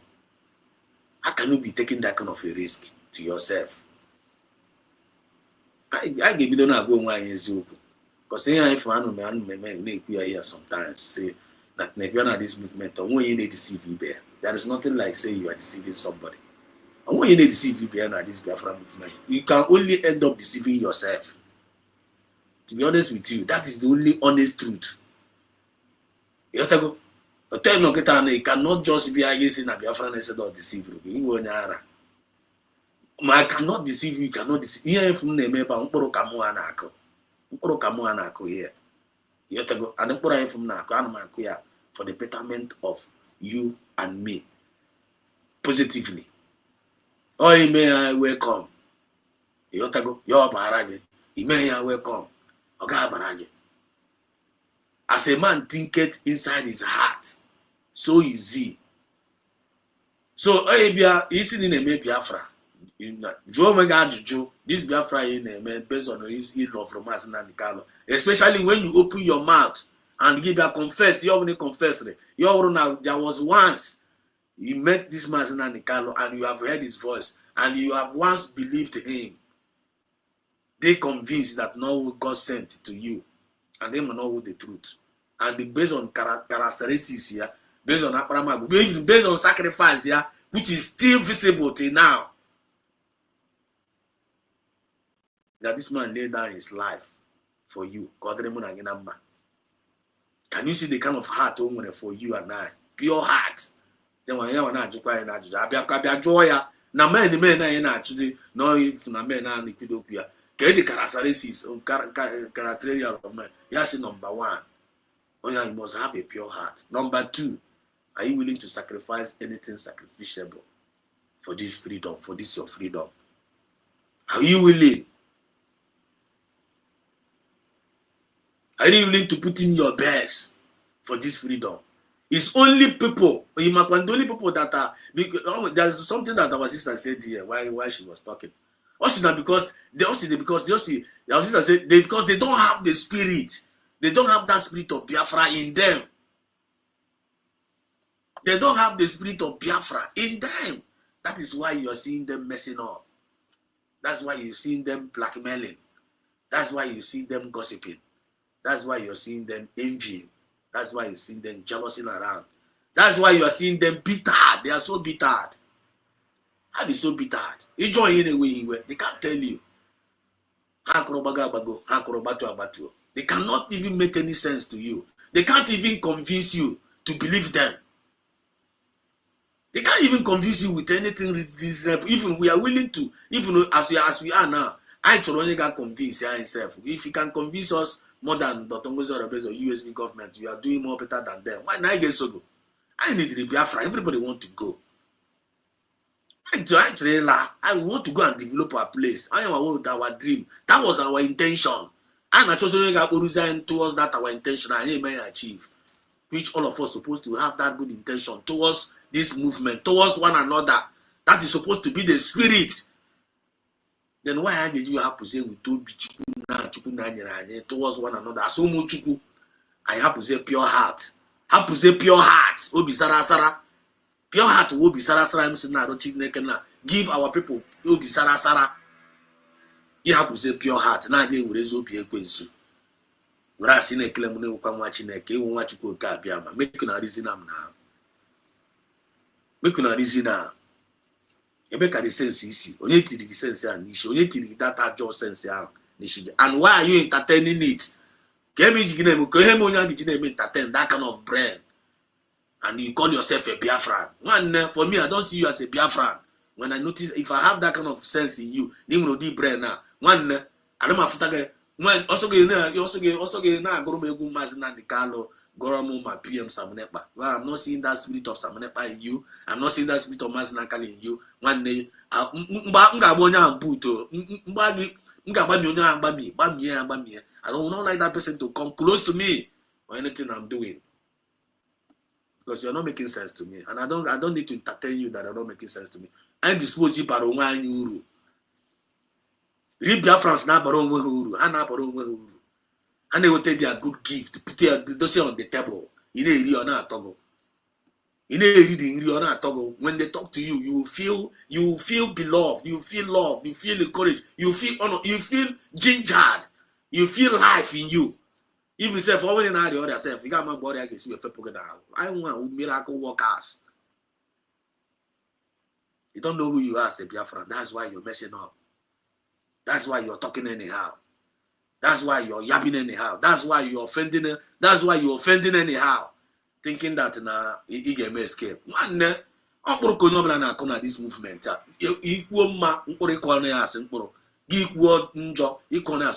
My yesterday message was our words. Our word. Now this movement. Our word. You don't be John Gakutena. You don't be John Gakutena Biafra movement. Oh, wow, Kigebi. Ikutema about us. Because this is a movement of the people, by the people, and for the people. Chineke na Jikoraya together, under one vision, under one dream, under one purpose. Then why are you removing yourself from that purpose? Why are you removing yourself from that dream? Why are you removing yourself from that vision? What is onye mere the thing? Onye na confusing? Onye na advice? Ogini ki na ege? Ogini ki na eche? Kenya your intention? This is a season of declaration. Here I am now with the season of declaration. Every evil thought against us, we the children of light, against this government. Every evil thought against us, you're going to receive the fire from above. Even before going to execute that evil intention, they make a tip go enough your name. You better start confessing now. You better start opening up. You better start reversing. You better start advising yourself. You better stop doing all those nonsense you are doing now, because nonsense are in nature about the destination of that your nonsense. Go and claim my here too much. In about speed, about somebody wicked. In about kitty kata, about someone wicked. In the destination of that your wickedness. Maybe I get end up. In nature party like that. Before you name execute that your wickedness. In nature party go one name execute wickedness. In nature party go one end the up. Go on no making the end up. And remember the guy Kochoka, you got or ube. I call Kai Ube Kakega. You got Kocho, so a seed of gossip. One, when you're planning so you seed of gossip now, this Biafra movement. Source of gossip, Gane Juguni shit 247. They're gonna betray gossip. I'll get behind quantum. At the end of the day, gossip page down within the system, within the rubbish here. Because you sold it and you're going to receive it. You sold year 1, you get receive 7. You sold year 7, you get receive 20. Oh, that's how it is. So which means all when I like it gossip asere. When they get ready, you got cookie dust on guy here, even a coasere. You could turn on them. Because all go and check the patrol and call. Why can't you use this your mouth? Because our words is our word. In wiki John Gana grow honorable of former. That's what we are doing here every day. I'm table so long at Dregaman or Toto, long at Dregaman here. Our brother Kakuproku here, Kitana, go easy way. Give Rokucha for a golf for a channel. Otakas are moving. Away begging group your John Barry, now every platform. Natural confusion in a gay cost, natural doing a get manipulate, natural tickets will claim more. No one will catch away money. Natural tickets. Man, you are deceiving yourself. One each of me actually add up, Campo Chapo, with some powerful things who got say about we actually add up. Mazintina Hana Haka drum. You could channel. Go ahead. Go ahead. Put up with themselves, put up the more can be yourself. When some things God open up, then you keep on delivering the message as it comes. Right. We have been fighting for years. I'm telling you, in all my life, I have not come across up to 15 people that will do anything for Biafra. Never have not. And Chukwukika Biama said, until there are 100 of you, nothing will happen. I need minimum 100 of you that can dedicate and give anything for Biafra, and then you see Biafra come. Then we are pushing for that and praying for that. And this year, we are going to make very serious inroads that I can assure you. So if you are one of those who are prepared, I want you to, the analogy, the simplest analogy is like the disciples that followed Yeshua in the New Testament. Yeshua said to them, you must abandon everything. Everything, even those of you who are fishers of men, you must abandon everything you're doing and come and follow this very ministry. Come and join this very gospel. That is the mindset our people will need to have. It doesn't matter how poor you are, how wealthy you are. You must be prepared. I'm not asking you in the physical to abandon everything you're doing, but in the spirit, your mindset has to be such that you are willing and prepared to abandon everything in life and to sacrifice anything, sacrifice devil to get Biafra. Those are the people we are looking for. That is the 100 we're talking about. So there are some people who serve IPOB in various capacities. We have officers, both junior and senior. That doesn't mean they meet this criteria. This criteria is meant for the, I don't know, let me not say it live, okay. But when the time comes, you know. And then when the time comes, if you message the man cannot get the criteria of those of the 100 men they find go here. When no one will raise Ira and go Zion, we got most of us say we meet of that criteria. And most of us are the truth, and most of us meet of that criteria, but Anna Mambo to meet all that criteria now. I don't be hard to go to Anna Mambo, I haven't understand the message of Mason and the can. They are fighting, they are trying all their best to meet that criteria because all the registered inside their heart on that woman they are. But I tell you, on that woman they propose, they prepared for this restoration, and they are doing things unimaginable, and more people are still coming up. Because this Biafra is the thing of the spirit. Only they are arrested by the spirit of Biafra. He can never do anything. I can never speak like Martin and Carlo. Can never act like him. Can never even behave like PM Sam Never. Can never act like him. You cannot find they are very, very difficult to comprehend. Because no matter what they are doing, you don't even know where they are coming from. You may never even know where they are going. But those that feels the spirit of Martin and Carlo knows what he's talking about, know what he means, and know where he's going to. And now they are acquainted to his own spirit. They are attracted with the way mind, what you push, what you push. Those people, they are existing. Are you one of those?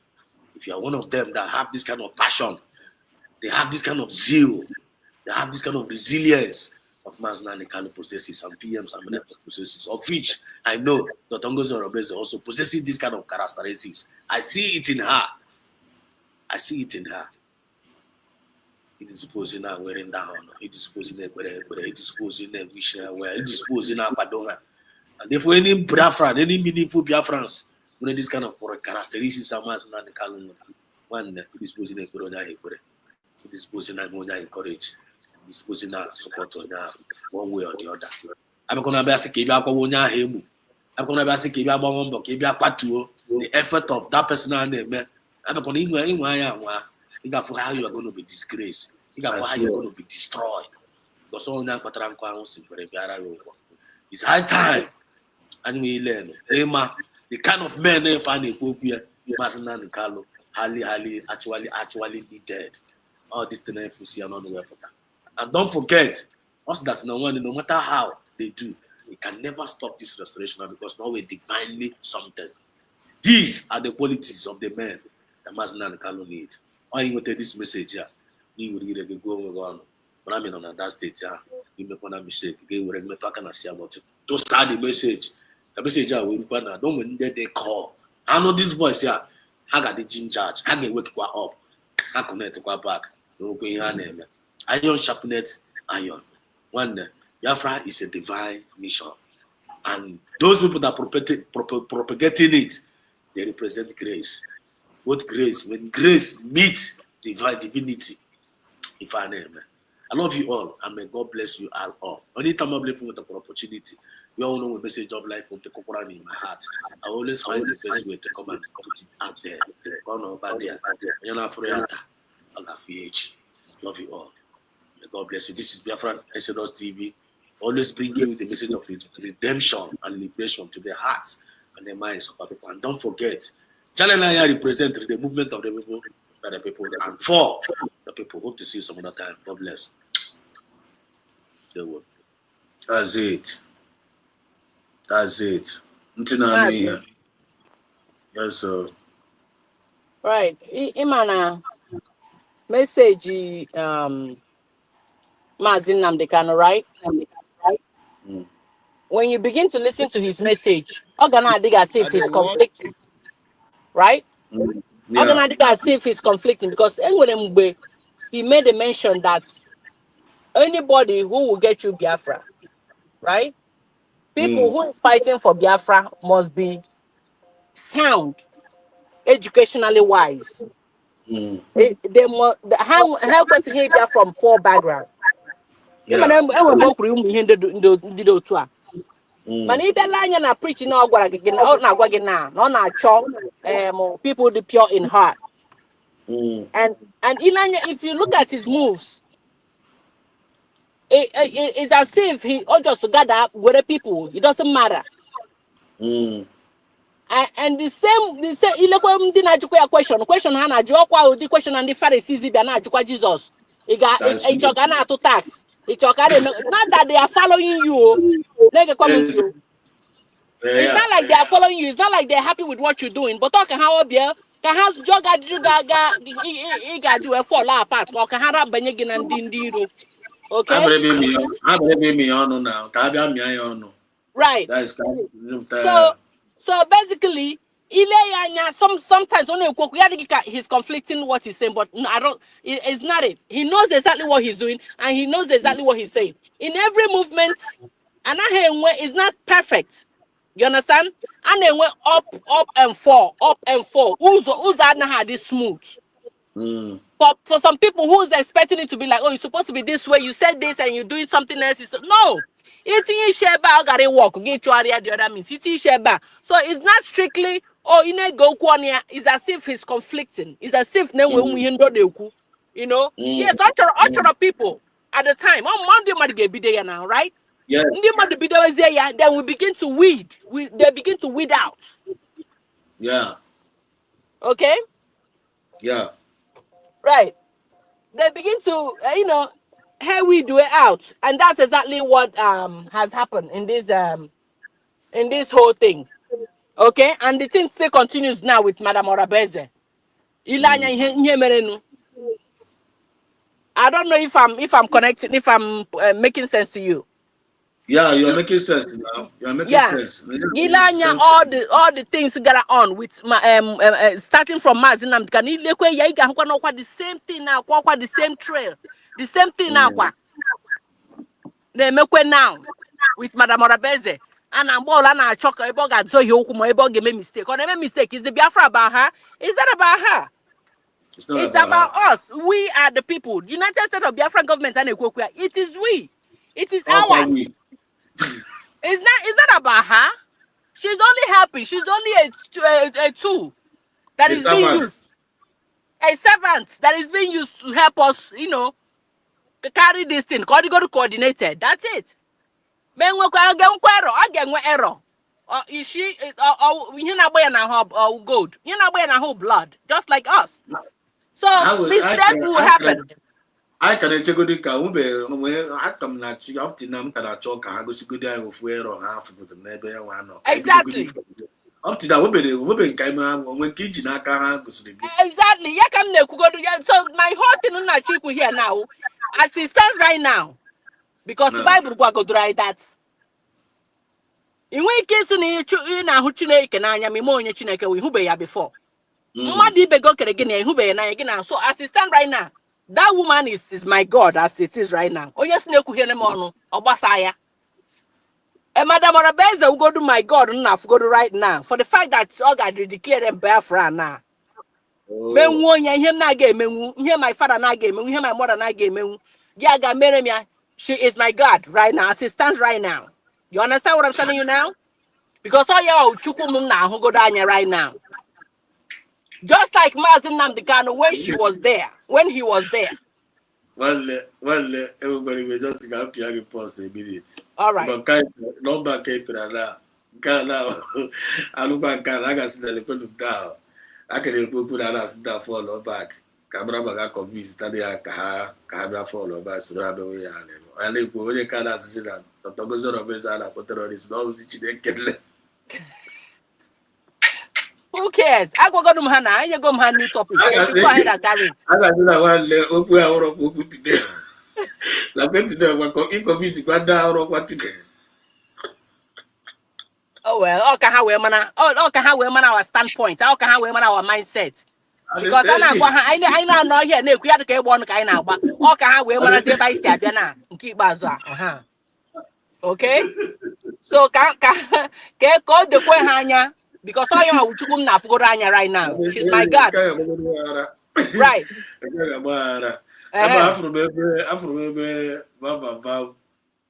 Sorry to interject. Vava was saying, he was talking about belief.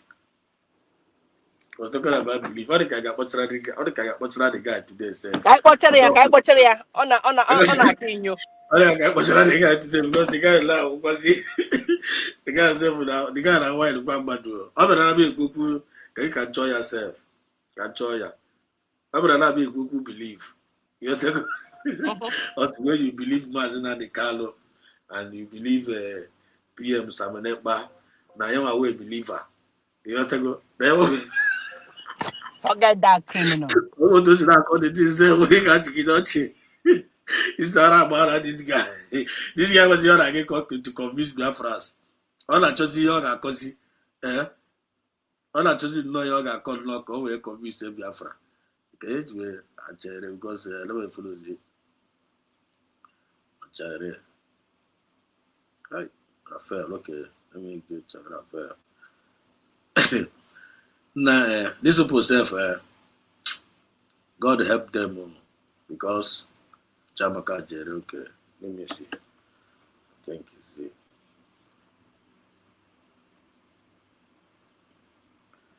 See. How I wish I would lay my hand on that video now. We are not supporters. Thank God. Thank God. Thank God. Let's see. This guy.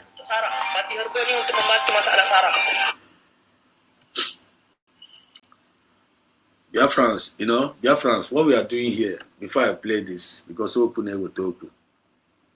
don't forget our topic. Season of declaration. The season of declaration. We are convinced. You see the way our sister is sounding. Do you see the way I'm sounding? Do you see the way that the guy that even spoke, the way he sounded? All of us are speaking with one voice. If we check us, you see we have one belief. We have one conviction. We are convinced. I be convinced name if I name. If I name, I would if mother brainwash to do. I am what they convinced of what we are doing. We are convinced of the kind of leader and I'm the full of spirit here. And then watch messaging the same thing I say this, what I'm saying here. You have to go, and that is why we love and that is why we support this our government. So when done the we were. And then they we now about leka now causing all manners of things, now causing all manners of series of stories, all manners of series of lie upon lie upon lie upon lie. Can we convince can we can we hate the government? And now give us one reasonable reason. One day we are fair. Ima Genubia France now will fair. And I be fair. Ni obli fine meme. And I be fair. Ni na meme. Give us one reason I get you hate this woman. Up till now, me, Esedos, I won't be any reason of that. And Daniel, I'm gonna say one tangible reason we get you hate. I feel them fault all our error, even though that nobody is perfect. Even though now we are not perfect, but to Ankara, even in that now perfect time, all the way or in Kif for now, Esedos in there, man. Bring it out like kind of table it. You have to go. We are not going to be both. I'm proud enough to say we are sorry. We take one error. We want to talk up to now when Kenjinaka. So now we want to play to you now. Kapocharuno. We are not supporters of MNK SM. Because I don't want to make mistake. Just imagine if that is the kind of mentality Mazin Nnamdi Kanu had. What if that's the kind of mentality our prime minister have? That's why I want to try to turn Mazin Nnamdi Kanu supporters, Simon Ekpa supporters. This morning, I want to turn you into believers in this man. Okay, for number this guy to be for number you want to turn Mazin Nnamdi Kanu supporters. You want to turn PM Simon Ekpa supporters. They want to turn them to believers. Okay, look at this guy now. Okay, but not preaching name. On you can preach the Biafrans. And this guy, you preach on this thing. Or somebody gotta conspire with an enemy of his leader. Or you gotta make you with the enemy of his leader. Mecha plan, mecha QR, mecha execute. Richard may go to involved na the QR, Racha Shefre, Icha Shefre, those are one side. But again, then a good supporter of PM Sabrepa, a supporter of Mazin Nnamdi Kanu. Then the question I ask this guy kita now, a beka pure heart yano. Based on politics, Mazin Nnamdi Kanu. If you don't know that pure heart, but this guy is still using the name of Biafra, committing spiritual treason and physical treason. Koro, of which all of us say evidence of this guy committed in this Biafra movement. Still yet, when you prepare na court, still yet, when you say Kagabe Yishi. But this guy got me in the midst of Larwa Lani no Naro, no Queba na Pokwan Madi, no Queba na Choni Oge Ishi. The back at the pure heart, If you want this guy disqualify. That is how to know them. By their fruit, you shall know them. By my fruit, you shall know me. By the fruit of one you shall by fruit of go on a comment section go. Because when he get in a comment section now, I am an puro picky. Unless me do unless me we a monitoring spirit. Because that's out of the abundance of the heart the man speaketh.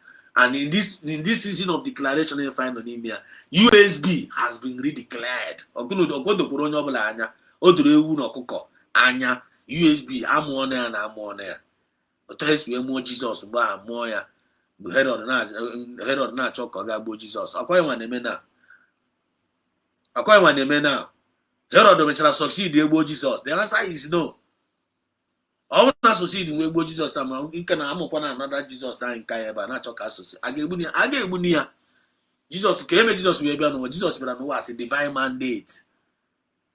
Thomas and Kalu Juebeka as a divine mandate. We have some as divine mandate. Otime was Webeka as divine mandate. To me, I am a divine mandate. If you don't know it today. Know who you are. Believe in what you are and defend what you are. Don't let any mediocre like Van Van. You watch here on a call, but you want a member of damage control. You want a member of ketana manipulation. Unless if you are not in the spirit, this kind of person get genre manipulated out of the will of your master, out of the will of your dream, out of the will of the vision. They can only before in my head and how to go to a pillar of salt. They can turn you to a lot of things. Ndaga turn you to a lot of things. When if you pay attention to these mediocres, I'm gonna turn you to okay. Nda can turn somebody to okay. You must have turn somebody to okay. I can make you an issue me. You must okay issue only issue highest in me.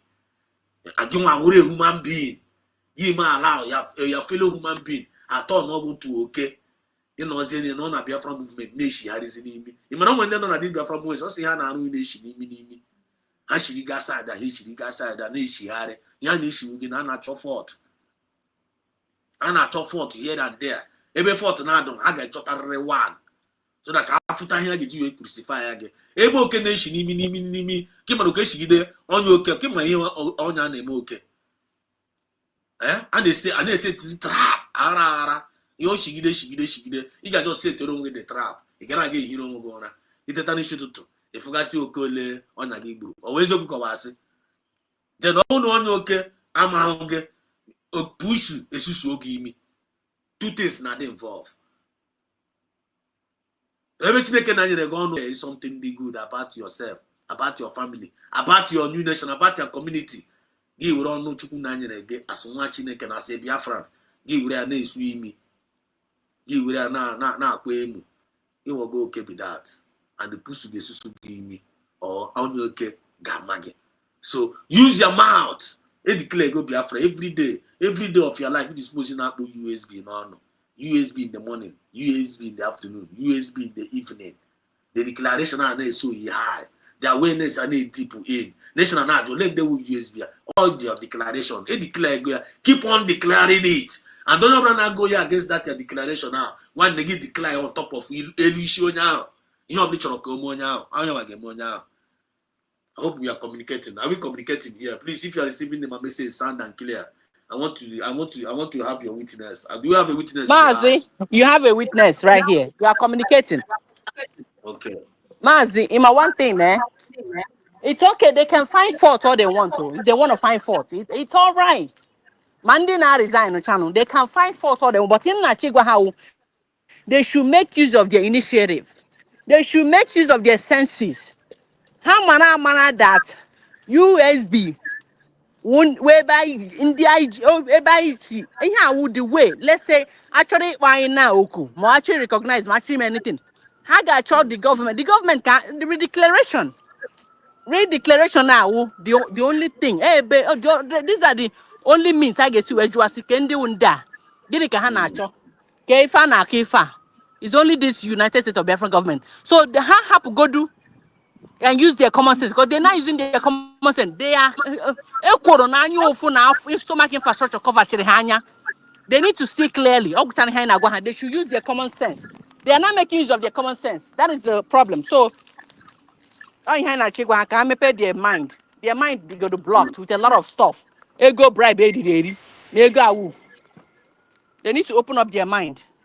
But They what man will. keep bazo? Our man keep bazo one. I wouldn't come matter of they need to open up their mind. Well, a matter of they need to. A matter of if anybody refuse to pay adhere to the instruction Nadia divinely, you ought to go. The voice of reasoning. He can be rejected. Oh yeah. He cannot pay attention to the voice of rubbish, for the voice of distractors. He cannot pay attention to the voice of mockers, the voice of all these mediocres. You know I'm a kagempa. I want to go in no. Obi adegema. You ought to go. Oh, you na gi hit. Oh, hit again. Ntiga na join the ga by force. But so if na keep baza, I saw it very very clear. On your if na keep baza, if you were deaf, only were deaf Biafra, you na anu here. You to go. Ntiga ga pop by force. O ga pop. Oh, you na gi hit. Ntiga pop. Boom. You ga no boom. Spiritually, you pop. I say I'm even a station. I you got the meaning of that ukwara. I don't know whether I'm if you go a vision. If you go a vision. If you go this You have to go to Tete now. I seen it long time ago, long ago, bro. I forgot me a long ago. Thanks for the confirmation. Just I'm me otago. I forgot me a very go and claim that now. Or go and watch me here. You are one of those watching me now. You're only so and they find a cook here. Now committee all these nuisance among this Biafra movement. Knowing fully well. No, my own name, Adroma. But continue name here. Now trying that can hand your chat. Now show you in Ethiopia. Now show you pro API. Now show you got a thought affair. Just like that's where thought affair and only I got pro video on account. On account, the busy up and actually here. DOS use channel and can dump where naturally see yourself. See, you must come back to your dirty work. Again, I got we catch a cruise quite all right. We could see but meanwhile, go and claim go and be a bar and this Biafra movement and cause all these things. If say ara. Only when I give hit again. And take a nature here. You have to go. I back at the miracle I gave it because Chineke na from so much. Mandeni ne funa arwala ahani ne kama kwa under the covenant but chukwu na ga-apia go tali oge ohitege nti a na-achọ ihe nu ya ị ga-anụ ihe ome pop ma gị na-agbaghazi na-achọzi truth igu nwa ga-ejizi aka gị na-achọzi truth a ịpụtazie na chanel a ịnụ ebe akwụkwọ ara ise soros na ịghọtago ya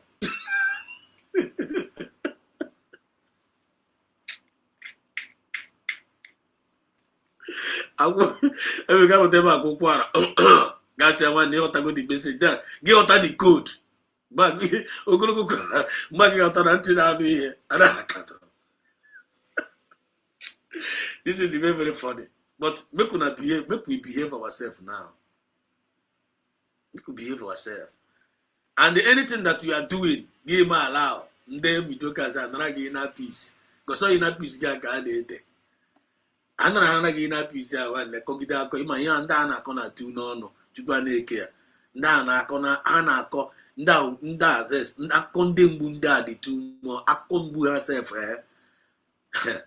if you don't have mental toughness na akọ ndị mgbu ndị a this people nwanne they will turn you to okay not only okay enyigo ewere m okay nye example not only okay ka ha ga-atọ nguto they will turn you to a scorpion ị ga na-agbazi ka akpị go a woman being disposed pụta get friendly with table moon again. You have to go. All the one of my guy gonna get preaching. One of my guy he preached about a very very nice message, preaching a very nice message in his channel. You have to go. I'm a talk about these shows. But one of my guy, one chance, got type of talk about this show. Only have full no more not talk about. The guy talked about is it today? Talked about heart of a man. Because now the heart of a man is very, very deceitful. The heart of a man is very, very, which is very, very true. Heart of one woman, especially not the. Okay, for a man, kwuru ya the beginning of this video. Akpọrọ ya. Ọ sị na ya na-agwa onwe anyị eziokwu. Na anyị nwere the problem anyị na-enwe. You go to mmadụ ga-esi wee nọkọta like this. Go nwa akwụkwọ otu a mmanwụ anọ. Aga ya ọwụ na mmadụ aga na-agwa onwe ya eziokwu. Ije chekize ebe mmadụ tụgidere asị ma tụgide ma against ma onye nwekwa onye nwe na onwe ya akọ ọ bụ na mmadụ na-agwa onwe ya eziokwu ka otu ga-esi eme onye nwe expect onye nwe agụgụ nwa nọ na side eziokwu ọ dịrọ possible. So first of all, the redemption starts from you telling yourself the truth. So the guy was talking about the heart of man. They are saying, now look at now the heart of man be very, very deceitful. When they do a lot of many things you know be. But what boils down, your say, are you a type of a friendly heart? Are you a joyful heart? He was mentioning of them. Are you a type of angry heart? Are you a type of jealous heart? Now when the more stand na comment section, say na more there na comment section. You say na more a playful heart. Nke more represent through how a playful heart. And more choro ndị nwekwara the same playful heart a mụ ha nwere ka mụ na ha na-arụkọ. And I want to know that playful heart I would and where was I drop my own comment. That is who I am. So in this Biafra movement now, of Onyeke wuna this Biafra movement here, ibari ti say this akibari dozi. Iwe troka komo Biafra ka ini ne kure egwu together. Ndaire gege daire mo.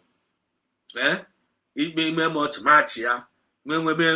Inwe iri anyị erikọ ya together. Onye nwere problem you know to say onye nwaka onye nube nwa na agbala ọsọ. It's not what we agree together. It's not our dream and our vision.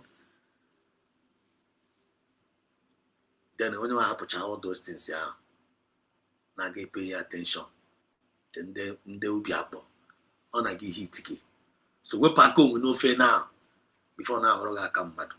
All the whole people that has been fighting Mazi Nnamdi Kanu, most of them ebe ka ha nọcha na unu na think kwa unu na check kwa unu na ejikwa iru na agụ ezu n'ọnụ.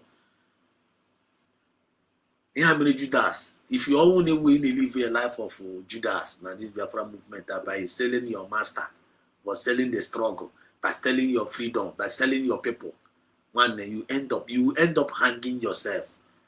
Most of us have we will go can hang you spiritually while they are still can apare.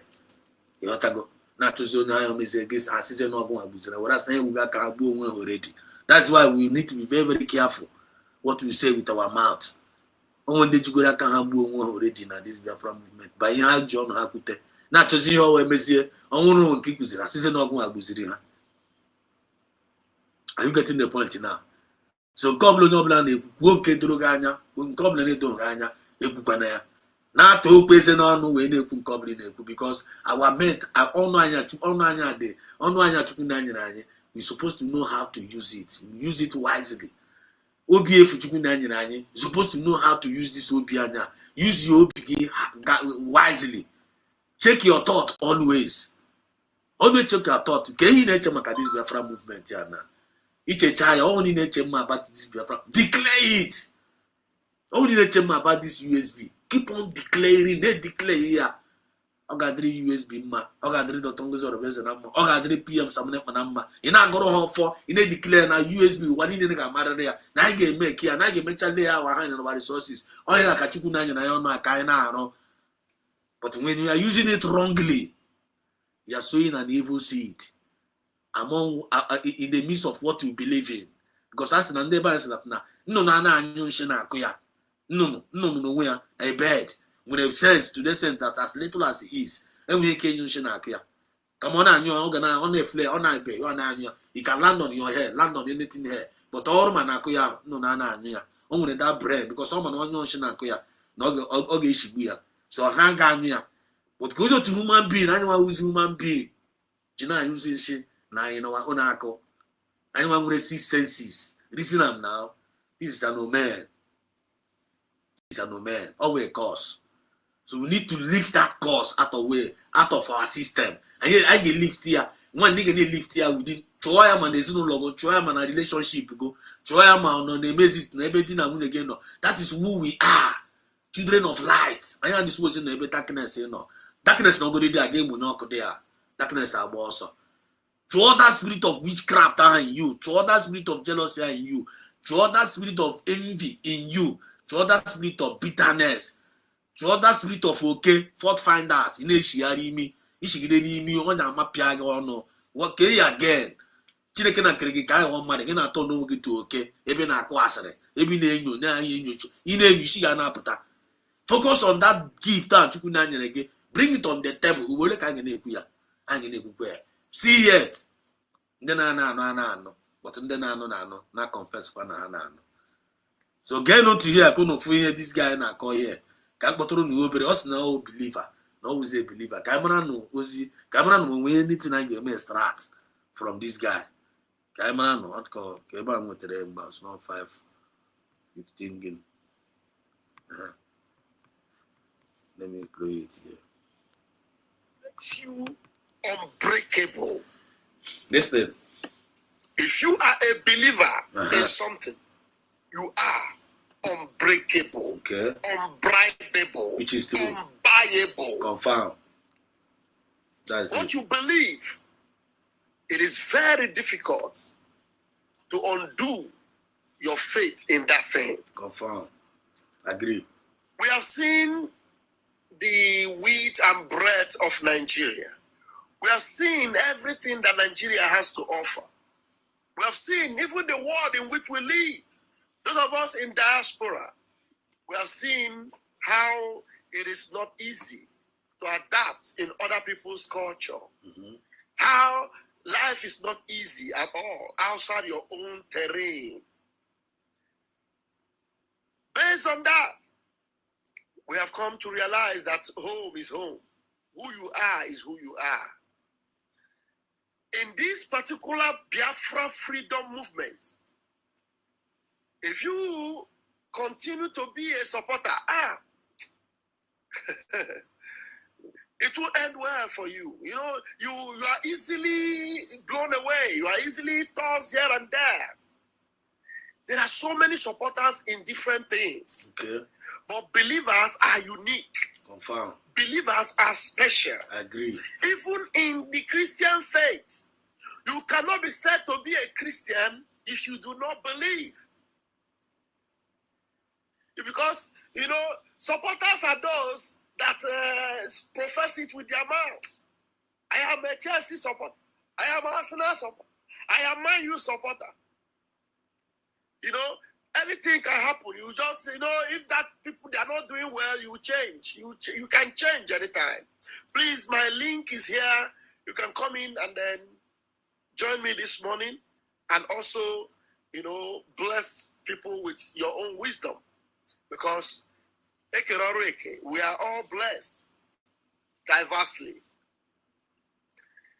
If you do not believe, even in the scriptures, you know, when Christ told the sister of Lazarus, he said, didn't I tell you that if you believe that you will see the salvation of God? Believing is very, very important. Support doesn't make you solid or rugged. But believing, there's a scripture that says, with the mouth, confession is made, but with the heart, you believe. You confess with your mouth, but you believe with your heart. Those of us, you see... this guy won't know you. You know this guy is a criminal, right? He's still into control. He's still into damage control. And the more he speaks, the more I hear Adasabo. Because he's trying to justify his rubbish.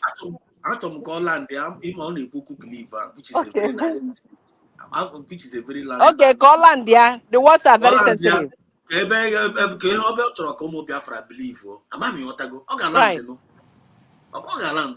We believe in Biafra, yes. And the young Biafra, and he's talking about belief. Now we need to believe. So, young oneself now when Kacharaga mecha USB.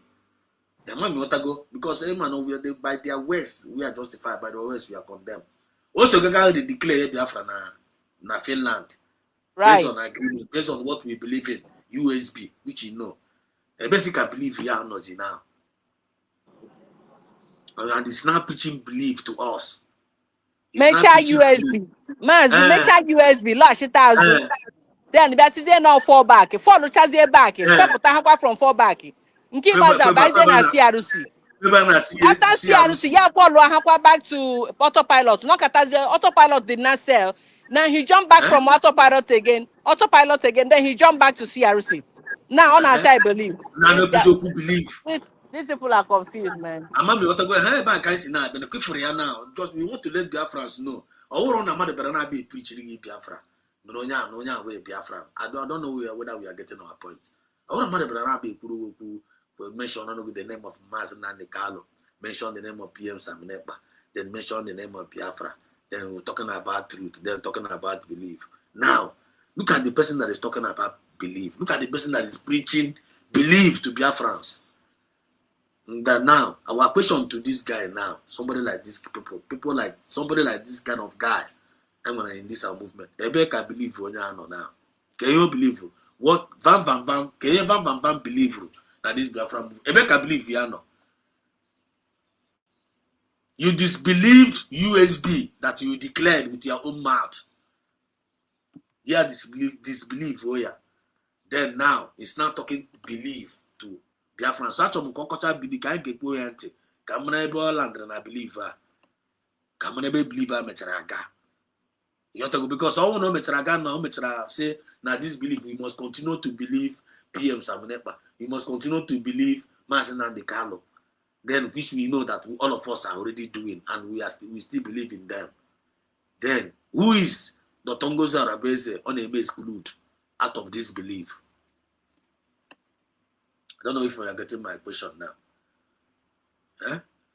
Onye would the Tongoza Rabeze now? Who is the Tongoza Rabeze that you are counting out from the belief of the people in Mazin and the Kano and PM Samnepa?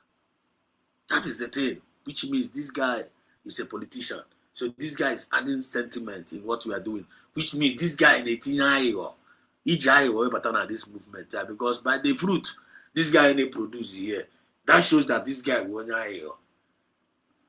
This guy won. So go think the money see with the spirit of Iowa. Bubatana this Biafra movement. Are you not taking a very big risk? You're taking a risk by bringing spirit of Iowa.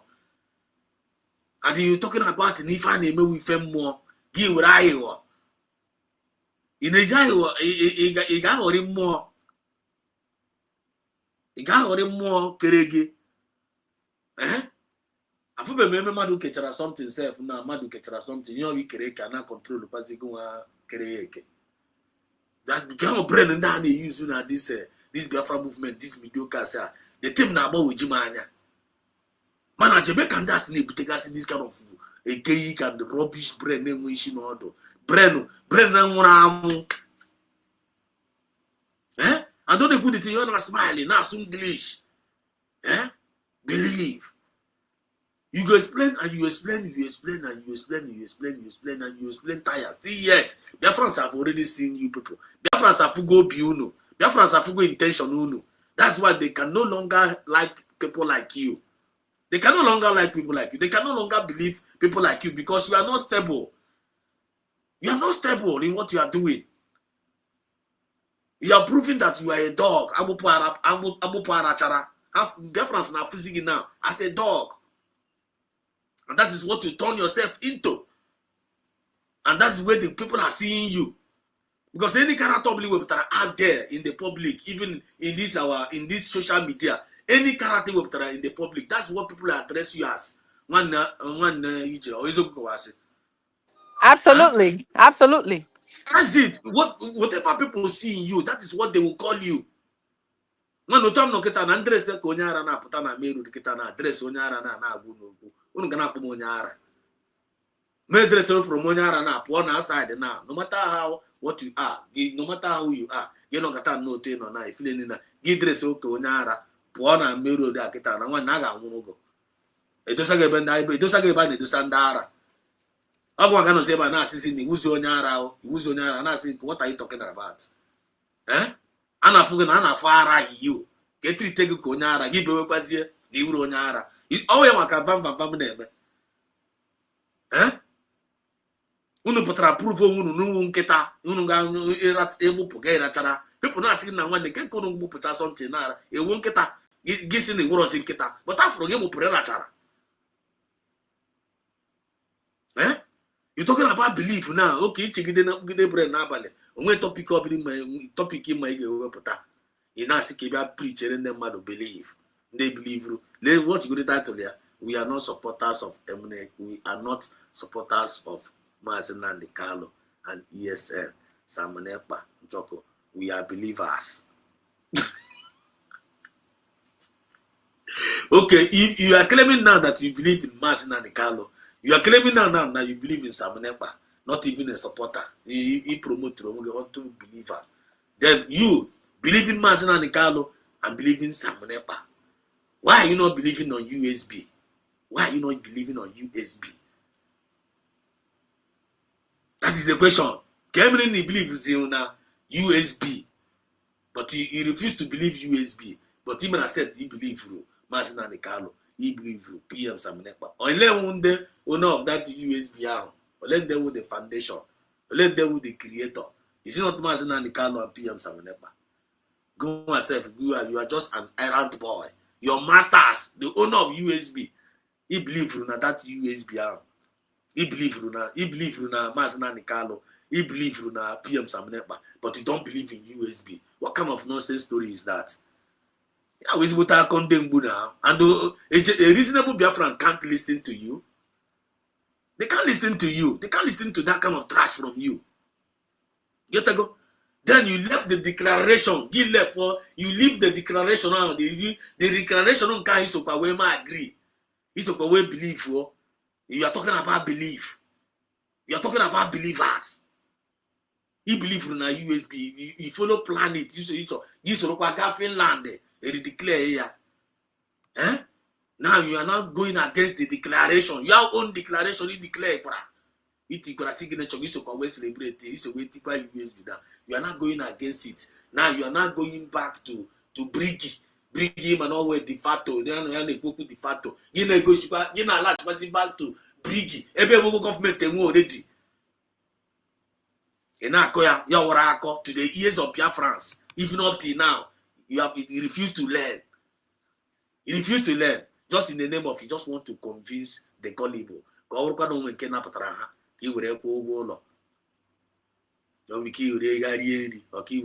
Just your no brain in apple. This is the way Biafra.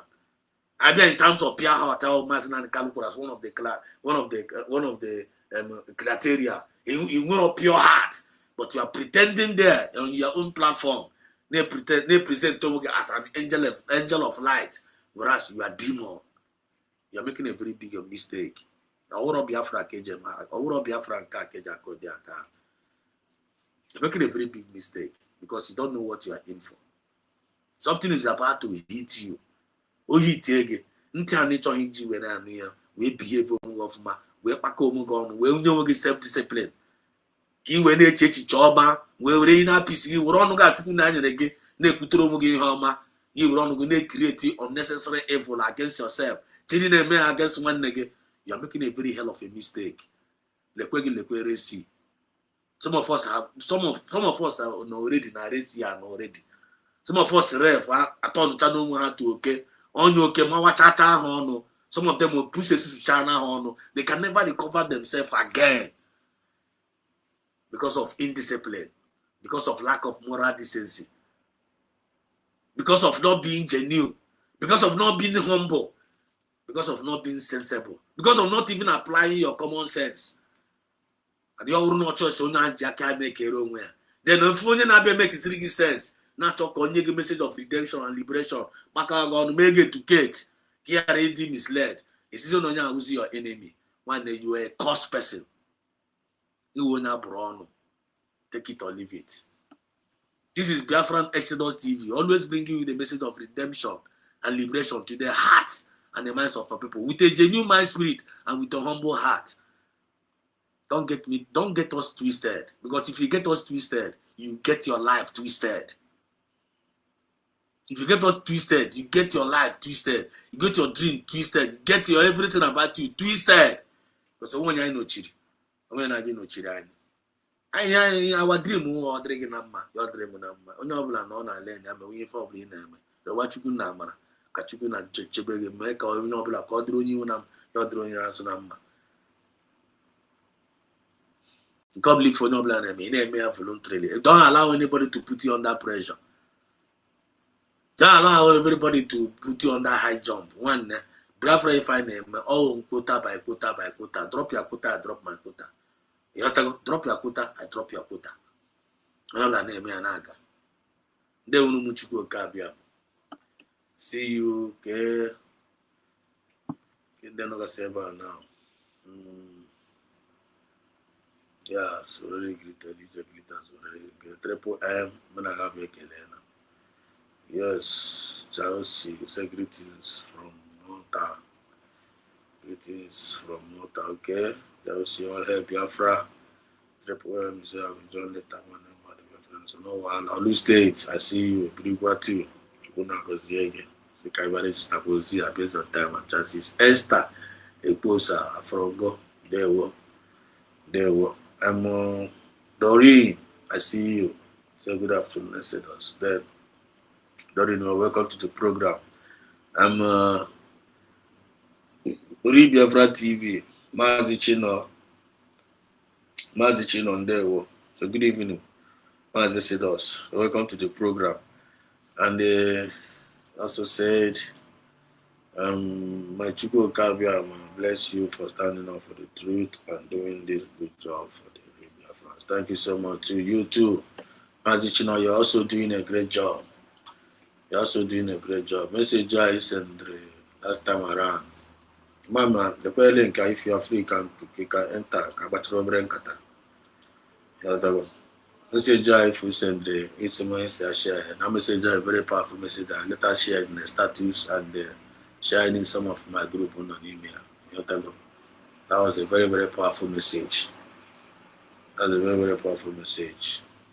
One of these days I will still try my best, and I'm going to download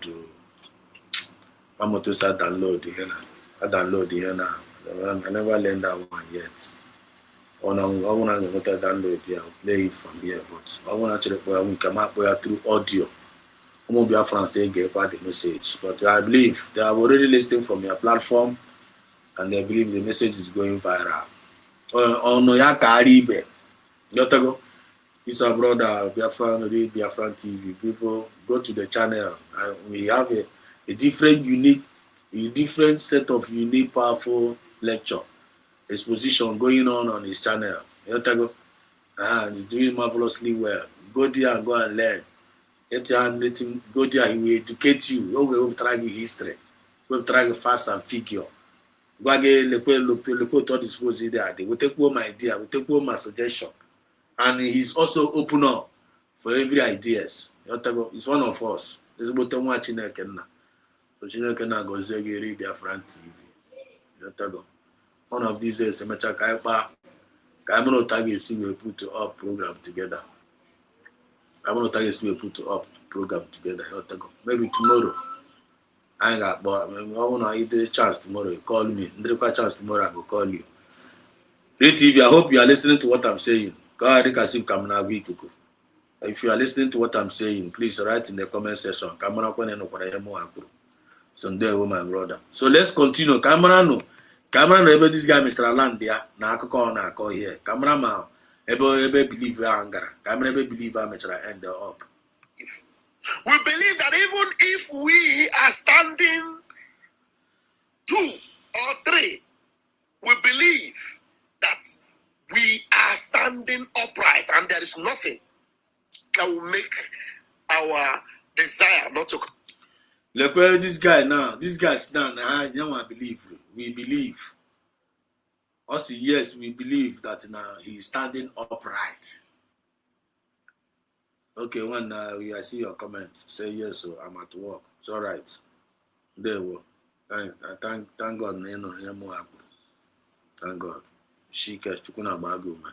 So this guy Nakowa here now, also that now he believe that they are standing upright. Now I stand there. Let them don't name address. I don't want me if I call name address because I don't know Anyone with herself, anyone believe in Amazon and the Kalo, believe in PM Samnepa. We believe in the Amazon and Kalo and PM Samnepa. They are the genesis and the founder of USB, of which they are that was the dream of Mazin. And USB is the dream of Mazin and the Kalo. So Samnepa now, Bruya, and PM, the Tongozara Beze, may I was a reality. Then now you are removing the person that made it to be a reality. In the thing. Now consider I call belief. Of a belief that you're standing on the path. So this guy that is saying that now he's standing on the path, on the just path, standing on the upright path.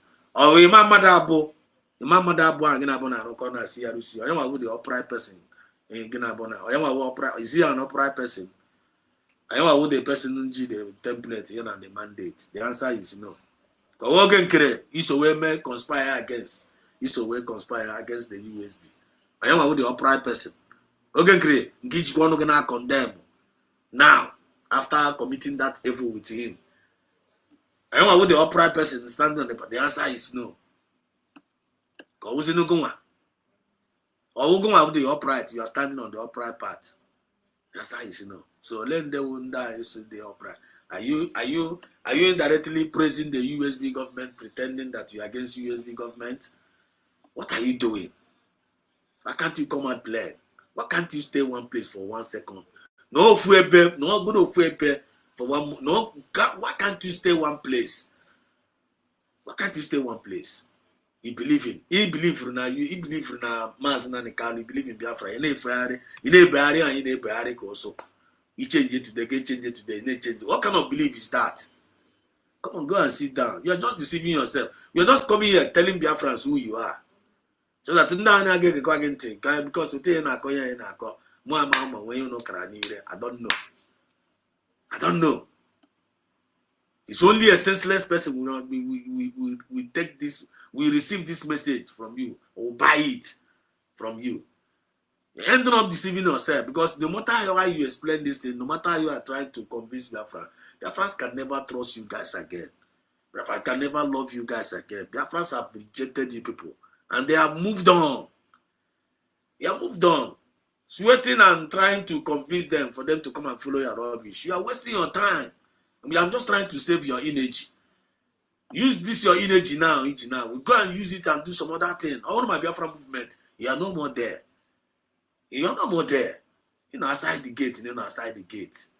And whatever evil plan up outside the gate, for the inside the gate, evil plan now got to put you one by one. That is our declaration to you, all you evil souls. Natural kai wine. Natural kai we develop. Natural kai we make care. Natural kai we meet you up with our expectation of the dream, destined dream. You need delay area because of selfishness. You can't believe. Self-deception. Back to the sender. We are convinced. I make today because I am convinced. Do you get the point? I make today. I am convinced about our government. I am convinced the kind of love Mazin and the kind of neighbor. I am convinced their devotion. I am convinced about our USB. I am convinced that now USB are the only hope. Now I am the only way. And that's why we love the USB. That's why we love our government. That's why I'm going to declare in season of declaration. Let's declare every day till the whole world are near. To the whole world are near. Never answer to say. I want to say now. What do you want us to be doing? I can back on the Nigerian politics. I back on another election. I want to which you are not going back to any nonsense. Stay doubly faga for go. Do you get my point? This thing to pass. But if you are a supporters are those you see when they come and they try to persuade them and they tell them, you see this thing that you people are doing. Some people have done it before. Look at how they ended. They will just try to beguile you. And look at Mazin Nnamdi Kanu. Look at him. He's locked up inside a DSS dungeon. One triple M if you go near now. If you go here. Huh? If you go near. They know you need to uprightness here now one. So when people talk about upright, so when people talk of upright, Eggman will come out. Upright now, Eggman Gaputaku now. So no, Okuria no ni us the upright. None na the league of them no upright. Also the league of them upright. I will with for all aside they could like pitch in aside there. You want to go by they kill them aside there. Now you want pitch in aside there. Guess I didn't come on there no. Anka on the fair, over by about today. Ebe ka ga sit on side on there now. I got sit on the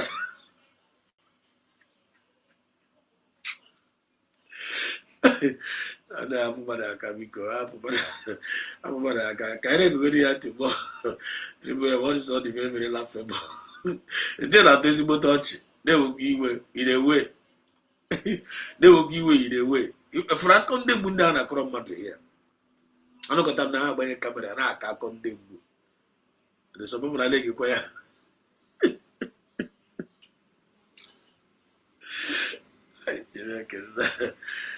I tell you, triple M is again. I say Eggman is indeed a confusable being without any sense of humor. I'm telling you, the guy be annoyed, the guy dream me, no. The guy dreams what they mean. That call them way for that. Call that come in there. My dear brother, I said us. I am on transit now. You may not be on amen. I mean, you may not be on air. No problem, no problem. No problem, no problem, no problem, no problem. No problem. People understand. They will save Johnny, huh? Save Johnny. When the guy go to this guy, this Biafra, they will tell you, don't worry, Biafra will come, but don't just take it easy. Don't give it your whole heart. Just slow. Don't put your body full. Just suffering. So that when the thing is coming, you can quickly draw yourself. And let them get it. You know, when they get it, you can now show yourself. What if everybody have that same mentality? Just imagine, if that is the kind of mentality Mazin Namdekano had. What if that's the kind of mentality our Prime Minister have? That's why I want to try to turn Mazin Namdekano supporters, Simon Ekpa supporters, this morning. I want to turn you into believers in this man. Because me, I saw. I want to go to the guy. The guy's that's the turn. Now you want to return Mazin Namdekano supporters. PS Samuel Ekpa supporters. You want Mazin Namdekano. You want Vam. You want to return to believers. When I couldn't follow go up the story, who will we follow go up the story?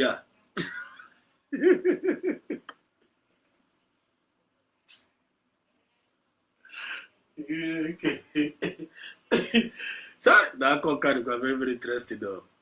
I think I'm mom telling me miracle.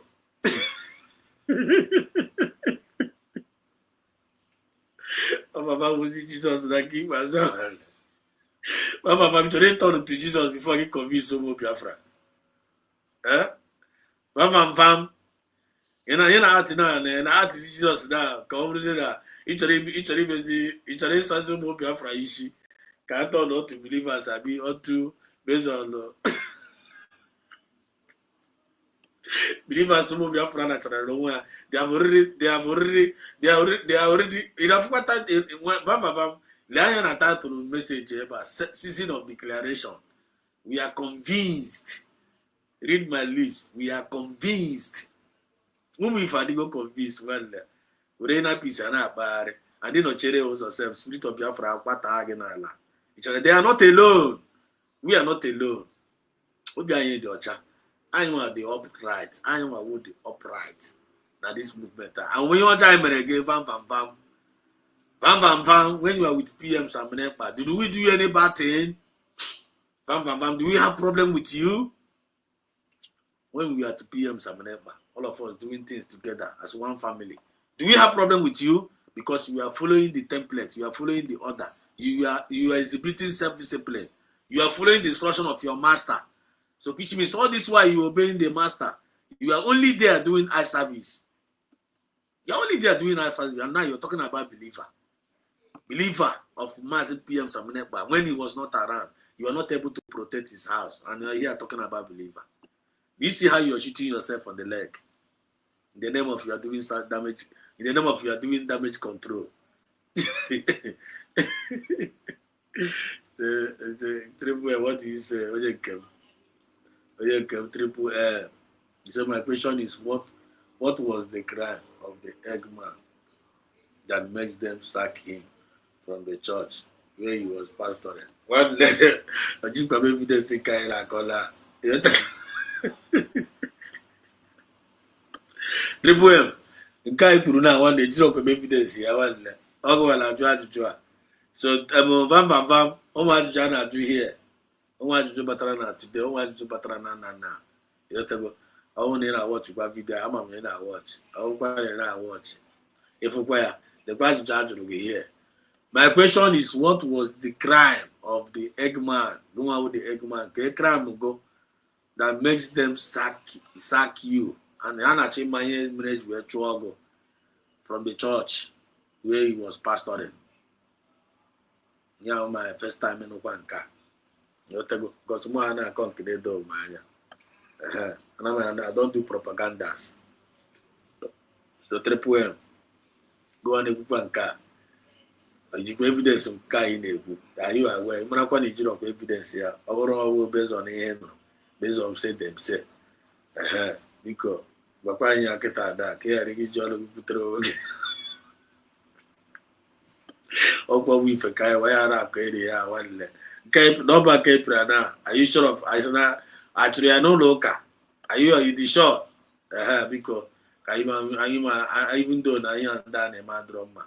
I mean, can I just not to get any person as so because they were aware of Guy in it. I don't go, yes, you know, Guy evidence here. Guy evidence, I'm a kind name. Lord Chehane Guna, gone in Cop would not know here. Us now to return supporters of what is it, also supporters.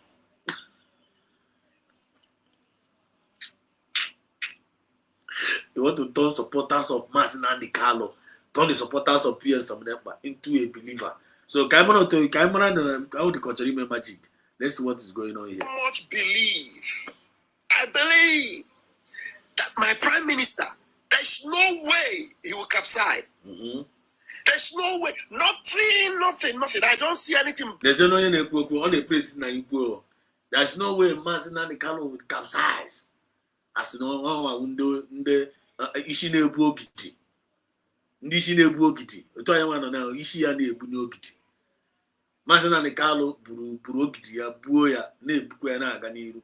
Did not capsize. When it did not even say na upon hearing na betray ya na unu betray chara Maazị Nnamdi Kanu. Maazị Nnamdi Kanu have never opened mouth to say Biafra ga-eri go ajaire. They have never said Biafra ga-eri anyone more Biafra. Do I know no Biafra ga-eri because of name and disagree with you, or maybe he have never done that. But only say that if you want to go against the coming of the Biafra, you want to go against the freedom of these people, that now you'll be messed up. You'll be disgraced, and you'll be destroyed by when you want to go against. But you that have been going against, I have no one singing now. When we singing Biafra ga-eri, but you did it. Yeah, but due to I disagree with your brother. I guess in Biafra ga-eri one day work. Now you are talking about the believer. You were believing. You are talking about a believer. When you see Biafra ga-eri here, see how you are contradicting yourself, shooting your leg on the Lord. How can Biafra trust you? You that is an unstable human being. You that cannot stay one place. You are not talking about believer. You that you cannot even believe. You don't even know what you believe in. Pastor in a club no pastor. Oro pastor, you pastor. You cannot qualify pastor in a position. One Nigeria is in Africa from Baptist that you hated so much. You hate mass one Nigeria. You are preaching against one Nigeria. Then the same one Nigeria, he didn't know one Nigeria. Manamana ningwa mpite na aso equity injustice. blackmailing propaganda in Nigeria na make you ga bru bubata na Biafra movement now blackmail innocent people. You have lied all manners of lie against many Biafrans. Now you're here talking about believer. Now you're here talking about believer. You want to go akagadi go soil with iniquity. Ogwanachi convert the supporters of Masina Nikalo and PM to believer of Inya believe already. Yeah, man in the be accounting and street. I'm telling you. And here I hear some people in the job because of the nonsense and just whatever body you bread. So we are trying to talk what they don't know, even understand. But Biafrans are not like Jenny Biafrans are not like that. I have because of name and I disagree. We can only use our mouth to declare on top of you. Our name again now. And that is what we are doing. And that is the season. Season of declaration. We are convinced. That is why we love and support USB, our government. Stay tuned. We have our brother, one and the only, Triple M, is in the building. Let's welcome him. Triple M, can you hear me? Yes, my brother. I can hear you, my brother. I'm not public class anyway. Make you know the local. Telling you. My phone, go. I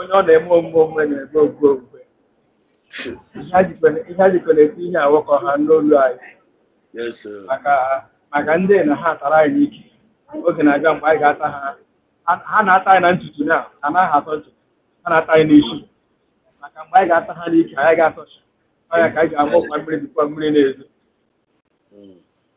bido dịrị nwanne mmadụ gbaala ahụ kpọrọ nkiri daa onwe ha ala nke isi ya hụ na ọrụ a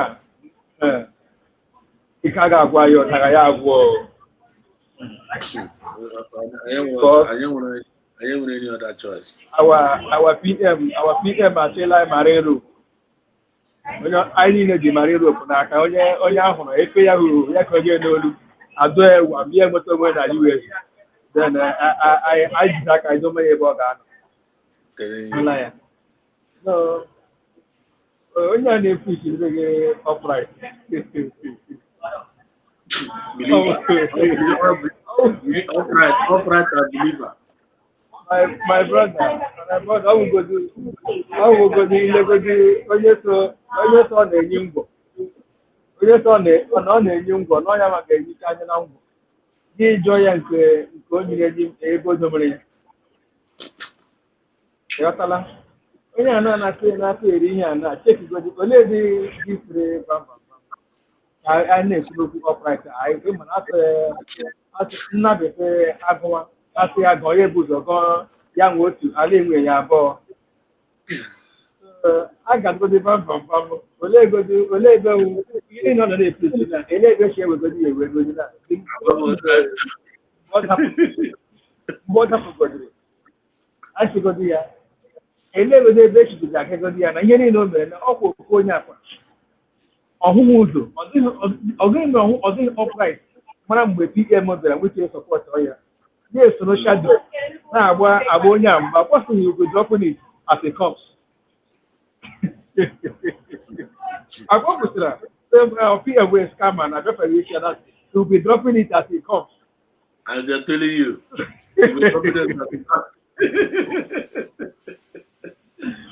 na nọzụna na-agwa ya okwu upright was he upright? Ya akpụpụta mgbe ehe rata. Yeah, now that same story na-aja erikike ihe onwe ekwa. Ya ejirizi ya aka n'obi ya ga-were akwa na-akụwachi n'isi ndị ogogokere wee skama. Na ogogokere wee onye ori ọwụ nke a ya akụwachi akwa n'isi onye ọbụla that time. Onye kwuru okwu mgbe ha ya akụwa akwa n'isi ya. Na alehe gozi ekwu na ama ahụ oge nkịrịtara anyị ama na nwa okporo ji na-apịakọ receipt ya apịakọtala ego na-atawụtawa na-abanye na akaụntụ ya ya na-apịacha akpa n'isi ndị na-ekwu eziokwu jezie at the end na-agba ha anya na oge nkere ahụ mgbe ọ wụzikwa ihe ha edere kamgbe last year na ihe oge nkere wụ ihe ọ bụ igwe na-agba ya n'ọwụ ihe ọwụ Yeah, but like that, I was there. This is kasi Can I need football price?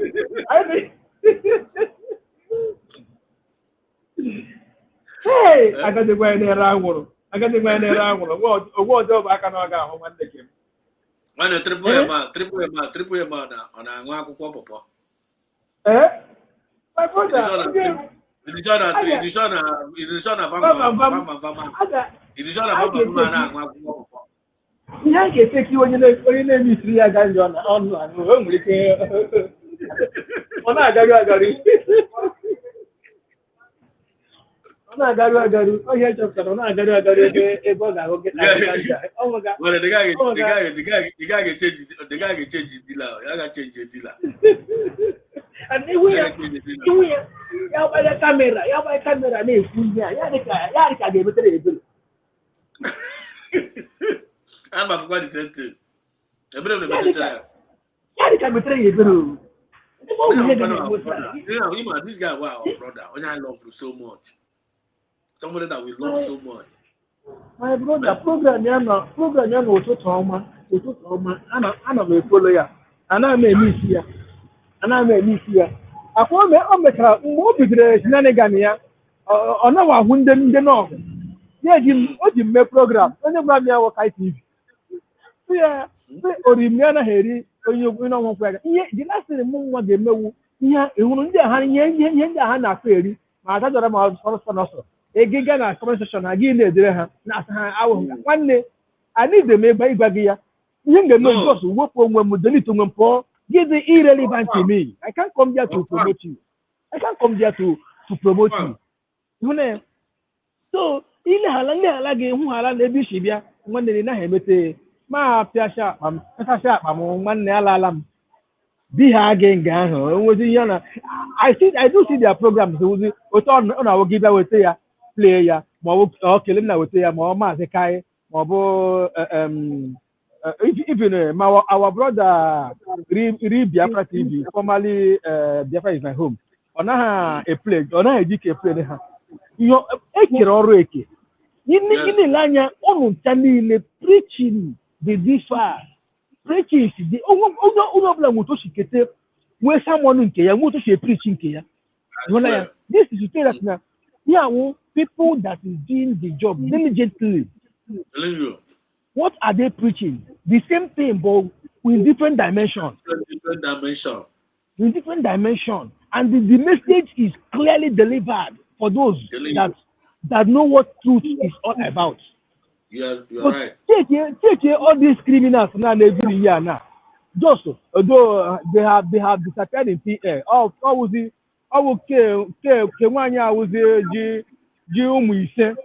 Ụmụ ise with different father. Nwanne na-ekwu na all father ise nwanne akpụrụ ha ga DNA. Ofu onye nwere ike inwe ọbụrụ ụmụ nwoke ise sef a na-akọbefe ọwụ ụmụ nwoke ise ji ofu nwaanyị ụmụ nwoke ise. Akpụrụ ha otu ahụ DNA nwere ike na mmadụ ole gara n'ụzọ ahụ bifo amụta ihe ndị ahụ. Ihe na-anakwa ha eme ya ihe anaghị eme ya apụtakwa na kamera ya bụ ya agbaga atala ugo isi ga-akpọbụ diften ya hia nke ha yuzu ga-agba ya okwu n'ike eyute ya agba ya okwu n'ike ya akụ yawu nọkwa n'elu ya sịkwa ọ mama na ha yuzuru ya dịkwa nga asị asị na mmara datị na ihe mara taa aga ma agba ekperima nọkwa na akpọkwa ya ekperima n'elu ya ejibekwe nke a sef nke ntụde a ka efuru sef ara gbakwara the woman now apụsịkwa a ga-eji achọgide meche the program for today. Ọ tara agbanwụchakwa ha niile ha ta aja agbawa ele ihe o ketere na ya ụlọ ihe ọ mara yesterday na ya mara ya taa ya kara ha igbe ekperima wọ ya ịma ama na ịmatala ihe stil ka na-akpọkwa ya ekperima na onye ga-asị a agbanwụchie ha na ele ihe o ketara na blackmailing nwanne asọ ọkọkọle aka eji abụọ kọwa aka eji abụọ ya mgbe ahụ see this same thing is applicable to those of us that is selling our own. When you end up selling your own, your buyer will never trust you for one day. Your buyer will never ever trust you because you get chance to give so for the fact you do the man negi ebe ya stranger enye gị ego gị ire nwanne gị nwanne stranger ahụ adịghị ebe ka na-ese ebe a ga-atụ gị bụkwa ọ ma na ọ dị safe maka na ebe ire nwanne gị onye nwa dị safe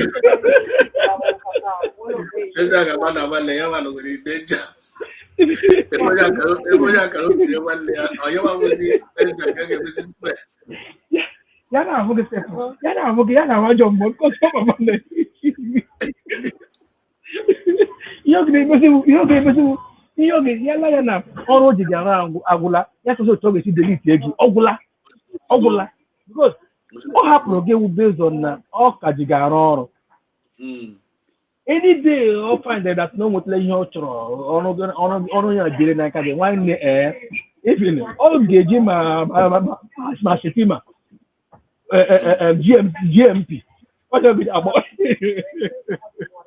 mana gị na-agba ndị they don't listen enwe ha na-ekwu okwu anyị na-ekwu okwu maka ndị saboteurs. My brother, why won't you have many saboteurs? If Ajuna succeeded with the Nigerian government, after succeeding, or we man now, ọwụlụ nwa mụkacha ndị enyi ya upper hand ya mụkacha ihe niile anyị na-ata hụ n'ala Igbo taa wozi mgbọrọgwụ ife ajụna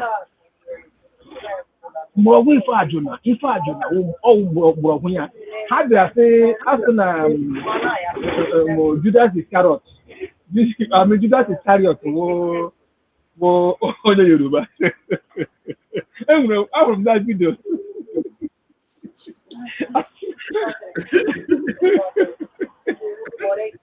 ha sọ onye Yoruba na betrayal dị ha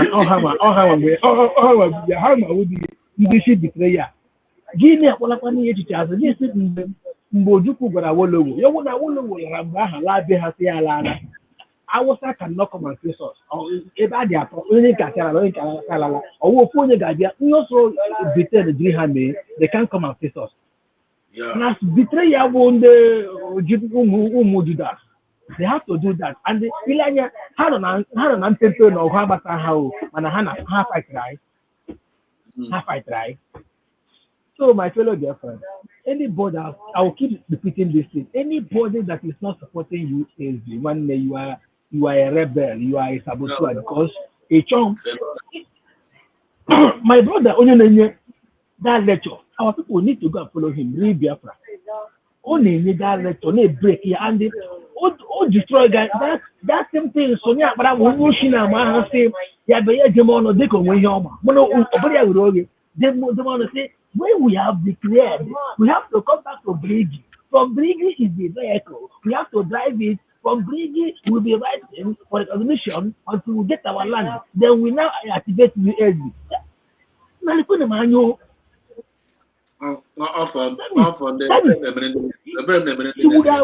He would have said when we get Brigi, he would have gone back to autopilot. Then start from there. Start writing a letter for them to recognize Brigi before we can answer it. Unushi. Now, that is what our brother has been lecturing our people, and I believe our people are getting it. I love what he's doing. Our people are getting it. You can't, okay, if at all that Brigi is really what we want, why would our PM start pushing for USB? Agajọrọ mma na-akụ eri o nwere programụ anyị mere na Humble Lions platform one man bịara ọsọ echefule m aha ya bịara kpọọ o sobata na the platform na-akọwa na obi eze na ya amaghị ihe wụ USB asị ya eleke na ihe USB wụ ya wụ United States of Biafra ya sị ebe ka ọ nọ ebe ka o megezi ebe ka ọfịs ya nọ anasị ya ị na-ekwekebe ebe ọfịs ya nọ ngụma na onwe gị na ekwetara na inwere ọnwụ enwe ahụ ịkpọrọ onwe gị ga-ezawa ya na-eke ya known to yourself gwa ndị ọzọ ọnwa aha gị dị ihe a emeke akpọnye gị aha ezi amara gị when you recognize that this is your name people will not know you of that chere ịjọ mmadụ aha ya na ya sị gị na ya amaghị aha ya ere otu onye anyị ga-esi akpọ gị Gini ko ka ko zigi. Chai. No na ya. Ada jora ma dia. See, okay, I say what to vote. What to say referendum vote. Ele ihe ohun na ihe ya na ihe ohun da what say referendum vote to exit Nigeria. So, I say in a minute exit Nigeria, what will you answer? That's Biafra. I say, we bring guy, yes, all Biafra. Yeah, no. As we all know, in our grievances, we are the man of Biafra for one Republic of Biafra. We are one nation. Oh, with the team now. Grievances. Grievances. Here the idea that this is also this thing will formerly known as Republic of Biafra, but currently United States of Biafra, which is normal thing. Then this guy, I see, they are going here on the screen after to vote. They also what I hear the guy. Organic brain that screen. Yes, and I know here. I don't do I see, and here the United States of Biafra. Na program here because Jojo American are so United States of Biafra. United States of Biafra. I see, okay. United States of Biafra, we have our USB. And also, obviously, where is our USB? Now, here they have United States of Biafra. Our USB. I got them. People are saying to all these charlatans. People are going to get anti. My fellow Biafra, please. We are home already. We are home already. All the time with your mind. Mana ọ ga-eme ha ba ma ya sị onye hụrụ ihu anaghị ama mgbe ekere nke ọkwa onye hụrụ ihu otu a ka ọ ga-adị ha anaghị ama mgbe ekere nke ọkwa otu a ka ọ gakwa adị ha mmiri ezo gbachaa ha gara asịrị ihe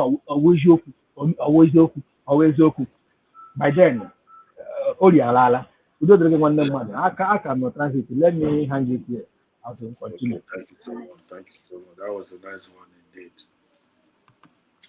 nice one indeed. We move. So move go Kabiama. Yotago. Leona Achom ka this guy. I don't know believe. And then you go in here and knock on. So us not to convert supporters of Mazen and the Carlo, supporters of Pierce of Nepa to believers. So camera Vam as you are analyzing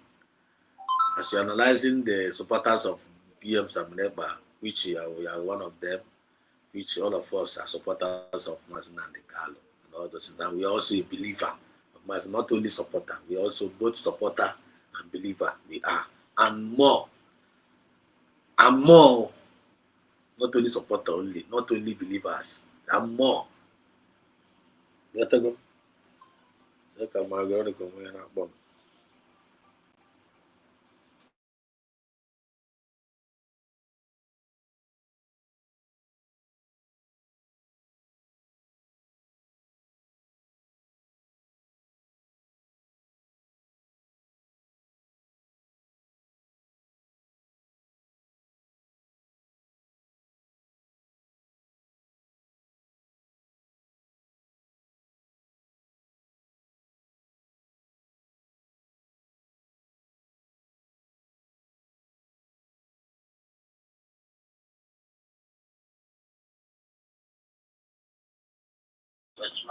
Okay. Mike is yours. Right on. Come at the topic page. Okay, your name. Thank you, my Your name and where you're calling from. I can speak. Your name and where you're calling from. Okay. My name is Patrick. I call you from Germany. I want to just to contribute for what you are talking about. I go and Patrick in Kamina, but I know what one kata sometimes. Can I know what do I manage? Yeah, but I just want to ask you something so that you maybe you answer me later. No problem. Just only small question. Okay. So what I want to ask you, my brother, because I see you are not less than 50 years old, man. You are old man too. So as I see you, I just look your face. So just what I'm thinking. that you are not less than 50. One happy year age. Happy leave age alone. Just go straight to the point. Don't come here and be talking about age. Just go straight to the point. Almost some things are not about. So because happy year age. Happy year age. Okay, Just, let's go talk about this thing. My question is this, please. My question is this. Maybe, as I tell you before, you can answer me later, or maybe you can think about it. This our sister, Dr. Ngozi Arabez, our DPM, for me, I have to talk through. I respect him for that declaration that he did in Finland, 29th of November 2024. I respect him too much.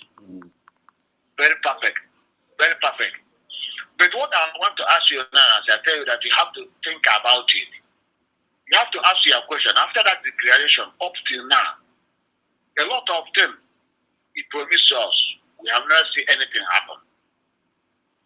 For my own opinion, apart from that declaration, I respect him for that declaration.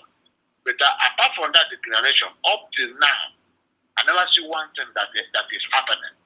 He tell us a lot of things. If you like, I will count 1 or 2 or 3 things he promised us. But I never see one of them happen. What did he promise you? What did he promise you that you are not seeing?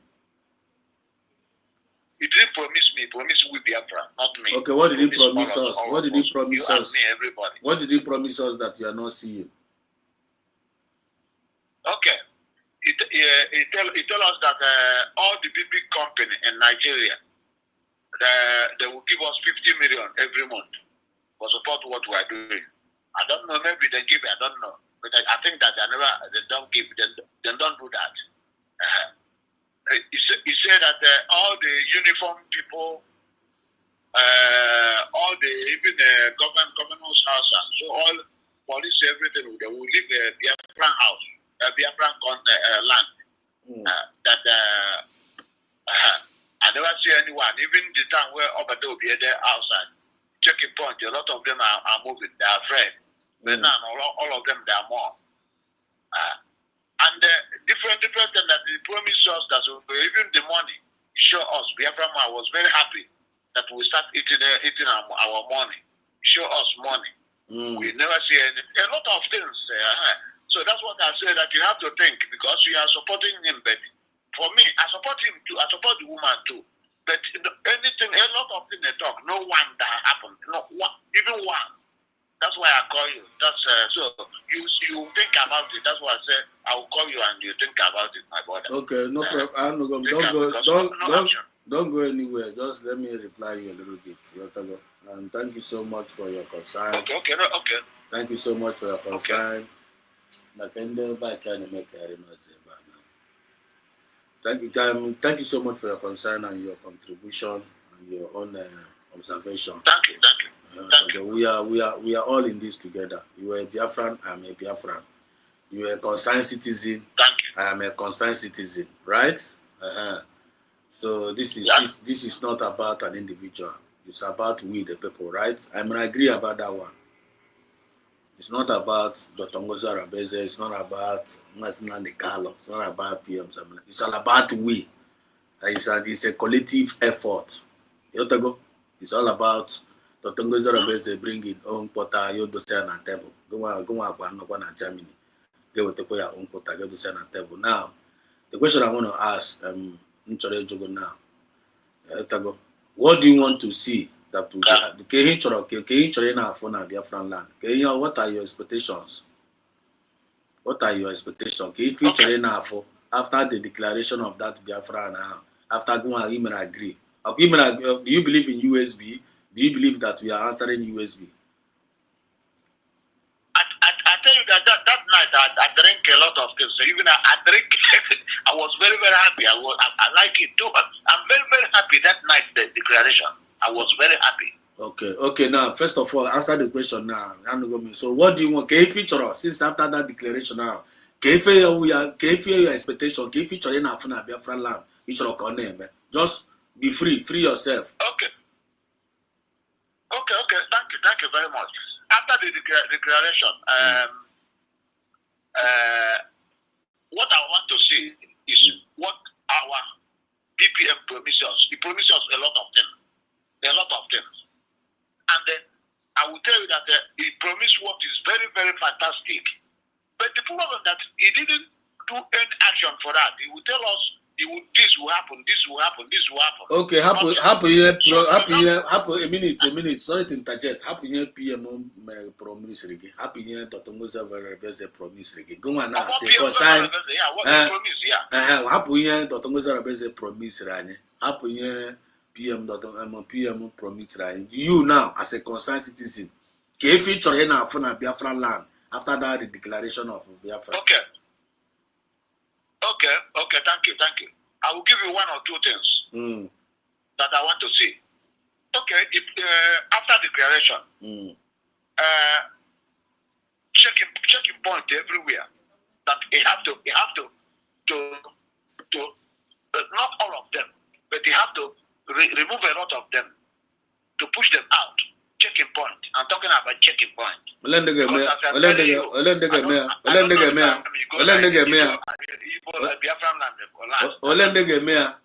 After that the declaration now, let them get chasing out the police now. This still let them get chasing out. Before the whole our prime minister Simon he started chasing them out.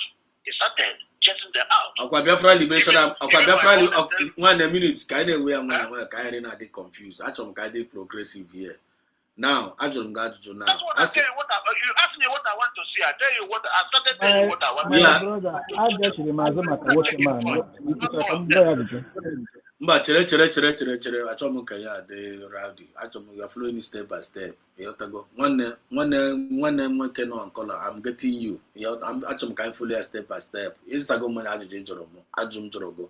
It's in nature of number one. Nature of a checkpoint. Got the out of the way. Come like you could, right? After the declaration. Not all of them, but a lot of them. Not all of them. Okay, some of them poor. Which some of them poor. Come like each other. Some of them can check point in good. We are making progress here. Just take it easy. That one. That now everybody all this roadblock now, which they are not supposed to be there anymore. Good. They are not supposed to be there anymore because the nation has been redeclared. But they are not supposed to be there anymore. But remember what PM said. Also, after the declaration, all Zimbabwe and the main work will be through. You know, for that one. Now we can be fighting this people 1 year, 2 years, 3 years. Now got to be there. On back at the men. You know, Korea. I hear the PM started before this problem. It started already. Right? And then they made that number. I can't be Biafra Liberation Army. I can't with na association na roadblock, which all of us we are seeing, right? And the PM na buy area and na fear. And people we are donating money. People we are massively donating money before the arrest of Mazi Nanikalo PM Sabine. But they are aware. Do you agree on that? I'm aware. Yeah. Then after the declaration of USB in Finland, and as go and see in the follow up the event. Can you get Kremlin? I hear because I'm not there, but I hear that the stop operating. As I hear. But before telling them to stop, before telling the Biafra Liberation Army to stop ceasefire, can you go move Biafra here? Of which my money too is among. Go guy no go a government, a whole nation. Do you agree on that? Kim agree on that, right? Then I will tell you something after that. Then that money. First no booze away, that money. First no booze away, already they follow up the event. We go medias of master of our own media. Guru Garcia, Guru Dubia. So now, we read the money. I got bribe about their mindset. He did that with them, our own money. He also used the part of use our money. Yaga go see Arusi. Conflict resolution center again. Ya go all of them. Mama that one. Go charge the back men. Ya go all of them in cabals to work against their own leader to overthrow. That one. He also went down on men on the ground. Go and cease fire. That now the government is not thinking well for them. They are not thinking well. Dr. Ngozara Bez is an agent of Nigeria. He poisoned the mind of the men on our ground. You are correct. He poisoned the mind of the men on their ground. By poisoning their mind, they are now. Those people now cease fire and make PK. Then they dispose no after the declaration. After the redeclaration of Finland, Biafra Chunda Bomba to Bamba. This guy went and poisoned their mind. Then each choose away and then on a roadblock. They tell now then they don't want to talk about that. Go and get for Chaya. You try him here. But even ever now be people out. Now after the Tongues are metra, then you may appreciate. But he in again enough here. But you don't want to talk about him at the channel effective. You don't want to talk about it. But you want to put you want to technically finish, I will talk maybe 1 minute. Then you don't want to talk about it. Give me very number one, give it na age. You check it, but I'm na age na based on age to the age. You have to go give your age. So I would remember our age. Remember our age. Whether my will whether my will everything. Because you have to work over my age. Age, you're not thinking twice before you say something because. So on when it know about on when it know about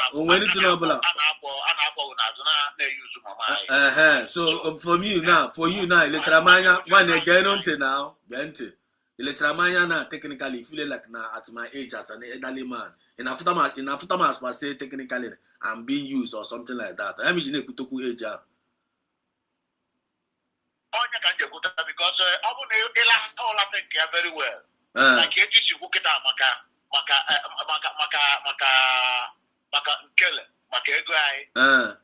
okay. So then I got the video since December. I have to 29th of November.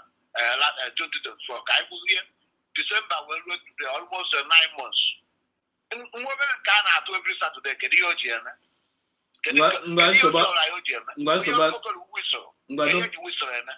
No problem. Like at least point to make it again. At least you can tell a little bit where I'm going. I'll be answer the bomb and then on our studio now. The country I'm triple now. Biafra, Biafra. I'm trying to one and work out contribution on Chorine. Yes. Because if you shall like any natural. Now you are based on issue. My brother Batana house, you are welcome. I'm a bishop. I'm a Joy. So you are welcome to USB. We know you before. Because here now, then my brother Exodus, they are aware the shenanigans of Ogenkere against they are aware.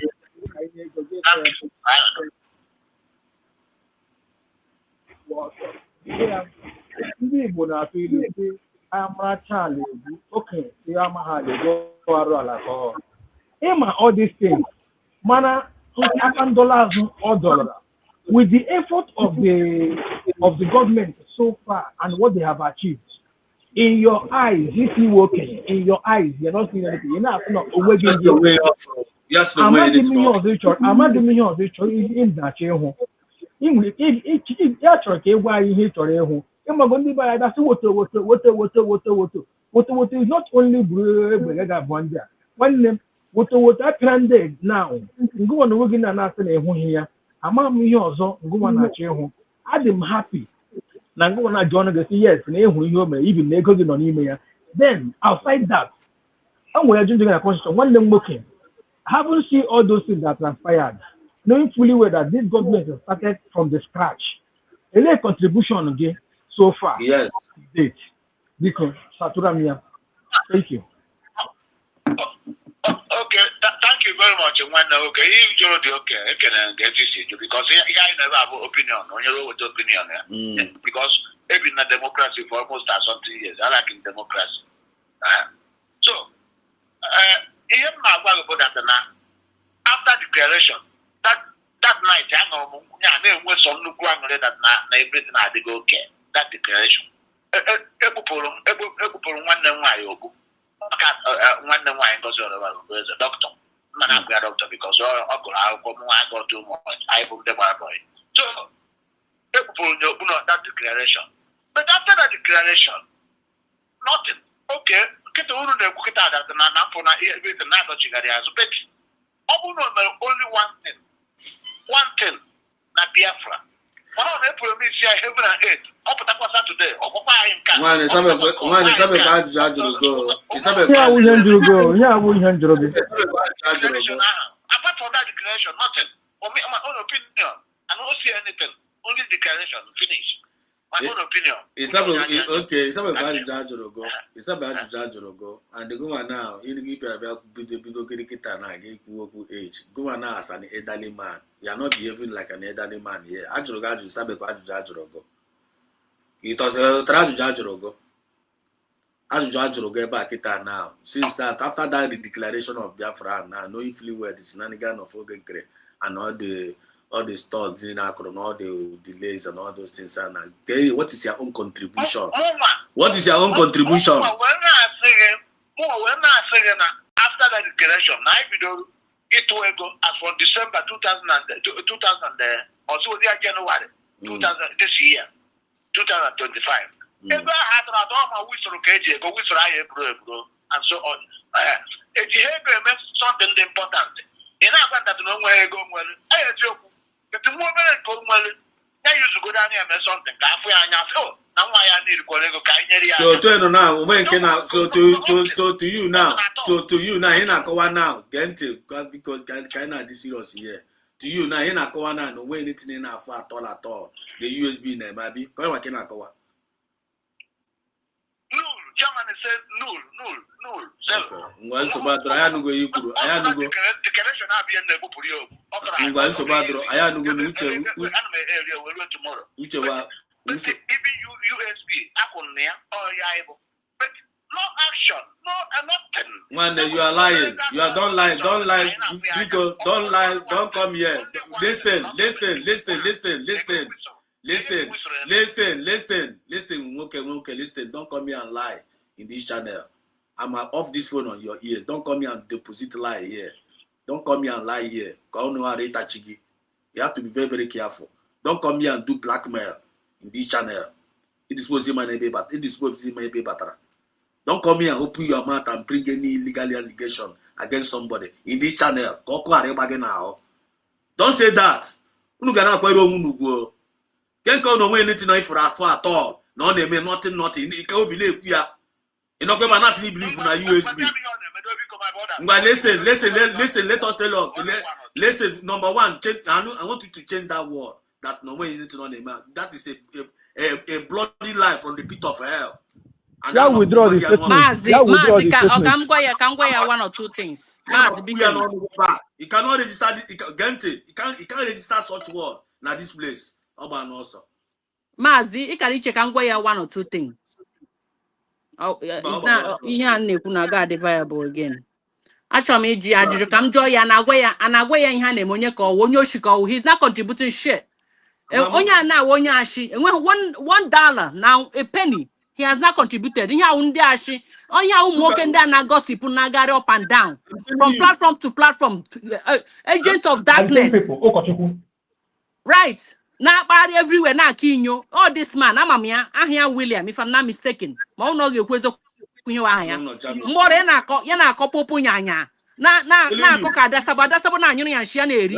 Adasabo na nyuni yanshia eri lanya hana habo na sound the same. Ndi Regos na ndi London. Lanya Mazi. Ohube ihe Madam Arabeze mere. Na ihe ni na make aga agwago. Who are you? Who are you? You are not of the USB. Ndi umu USB umu ife. USB. Ndi hana haku where declare is umu ife children of light. You are agents of darkness, sir. Kangwa gina. Even in my Madam Arabeze mere. I want embassy. Awu ọwụ ihe a gị ka eji akwụ ụgwọ ya. Ọfụrụ that one. Ihe ebe ka ichere eche wete ga eji akwụ imekwa ebe a na-agwa gị ihe imekwa ebe a na-akwụ ụgwọ embasi a ime ebe a na-agwa gị ihe anọ. Ihe ọwụ ka mara ikpe okwu aha. Ị ga-agwa ma ọwụ ihe iji amụ nwa ka eji akwụ ụgwọ ya. Ekwensu kpọbie gị ọnụ idiot. Unu pụta na-aka inyo. Ọ dịghị aware na eprint ya ego anyị. Otu ebe mgbe abịa gba na eprint ego ya mara. Yes. These people, we know them. We know where they're coming from. We know them. Onye ka ọwụ oge a ga-eji na ihe niile ebe na-abịa na-agwa gị ya. We have classified documents that is meant for classified people, that is meant for people that are classified on top there. You're not opportune to know it. So ọwụ ihe niile mere ka ị ga-ama. Ndị gọọmenti nọ na cabinet aga na-abịa gwa gị into ihe na-eme. Who are you? Come on, get away. Ọnwụ na constitute nuisance, agent of darkness, foolish old man. Ịhụkwa ya na gị hụ na ọ ga-anwụ ebe a. Elie ya ebe a ga-ebulakwa ya o. Enweghị ihe ọ chịtara sọsọ ihe ọmawa isi ofe ụha na-eshi ọnwụ nwaanyị sef ọ gaghị alụ ụdịrị mmadụ a na enweghị nwaanyị ọ nwere ndị ara.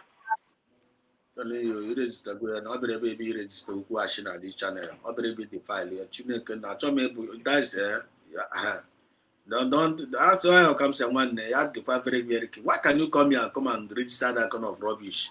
That no one anything at all. In underground, you are lazy human being.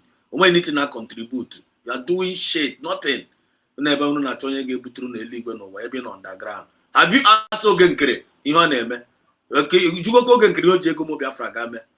You don't want to talk about that side. You better be Pukuna, you better be Kutoku, Ken the Tongas are a name. It was a bit of good age. Even the thought drop us now, no Lemaya age and I do about 50 years. I'm not going to know how. Internet with the age, yeah, can you say? More than with age, can you say no? I'm coming. Ya can give us a platform. It means internet. What you want no to as elderly I'm no. I'm somebody that uses my brain. Why want you to be banana now? Huh? When Biafra is my home, I'm real Biafra, please. I'm sorry for your patience. Master Dos, good evening. I hope my voice is coming out. He just not back was saying for Banana himself. When did this work? What? Maazị Chinonde, so you know here. I'm not here. Oh no, I just maintain no discipline. I'm just ghọrọ n'elu without knowing that they went in on there before. Ndewo ọkụ na ahụ m na ahụ even anyaga moto ime ebe nsi wenyere moto fee fuvu enwetadị m parking o m dọmpụ ka mgbagota elu ọsịsọ ka m bịasa nwoke ụka nonsense. Afọ m na onwe ka otu ma wata ka eme women first so ka ha bụ push and knock ibutu ka mmụọ gị oyi. Maazị Ezedos, thank you so much. One thing I want us to know, onwe ezi ihe mmadụ na-ajụ m na okwu na nwere gọọmenti na-adị na-ewe m iwe ọ na mmebido na grassroots wee gwaba gị ihe a na-eme. The first question to this man ọ nụrụ mgbe Maazị Simon Ekpa kwuru sị na the Nigeria government ama conduct election in Biafra land, the time of Tinubu and the Soludo. After said and done, election I conduct here. I can show the Kubuza exam first. I conduct the election I conduct election Soludo and K Tinubu in some areas in Biafra land. This is the question I want him to answer me. I'm able to see where I one. Then number two, Ma Simon Ekpa, when he was recruited, when he collapsed ESN and recruited Biafra Liberation Army, did he use money to do that? And where is the money? Where is the money still coming from? Actually, I'm asking that question. The other question I want to raise you have enjoy a cordial official grant here or Marabuna. They should stop deceiving themselves. They should stop deceiving themselves. I said it 2 times. Man, Simon, but make everything clearly. I want to also ask him the time of Ojukwu, when Ojukwu was fighting this war in 1967 to 1970, did the Nigerian army left Biafra land from that time till today? Even during time of inside war, did Nigeria leave Biafra land, our territory then, or are they still there up to now? I want him to answer me that question. But I think, he's listening. even though if you run away. No, Obagodio can egg on ground. Yes, also can egg. I wanted him to answer me these 3 questions. Then what you say, I see, Wagodi may go. Can you explain to us how much you spend in a month for their head? Because of now, this government Tigra underground to recruit new men and feed them. In a house, you have 10 children. How many days did one bag of rice last in your house? This area was coming out from gradually before he disappeared. Because when deceiving themselves, if you don't know what government is doing, we are on that sword of Mars and Simon Ekpa. Nigeria government enjoy it while it lasts. When Mars Simon Ekpa, after training Biafra Liberation Army, he beat them and beat them out, did the Musa not start crying? Mars Nanakana was arrested. I hope he was crying day in, day out. That is where we are now. We are in a way where we say Nigeria government enjoy it for now. When the 40 states dish out this well-trained army and police, it will take us 1 week to chase Nigeria government away from our land. Then you will see what the Tengozo Rebeze is using that money to do. You come to ask us what he's using that money to do. Why did not come and tell us how Ogenkre received 15 million they give to him to bring a uniform for police or Biafran people? Did you tell us about that? What is that 50 million today? Oh, you don't know that 50 million can go a long way in what we are doing. This government started with from scratch. Mad, I will come back, please. I will come back. Okay. Triple L.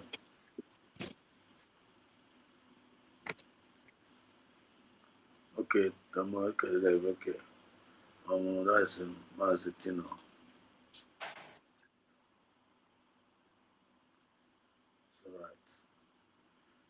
I have a Camporo, this guy.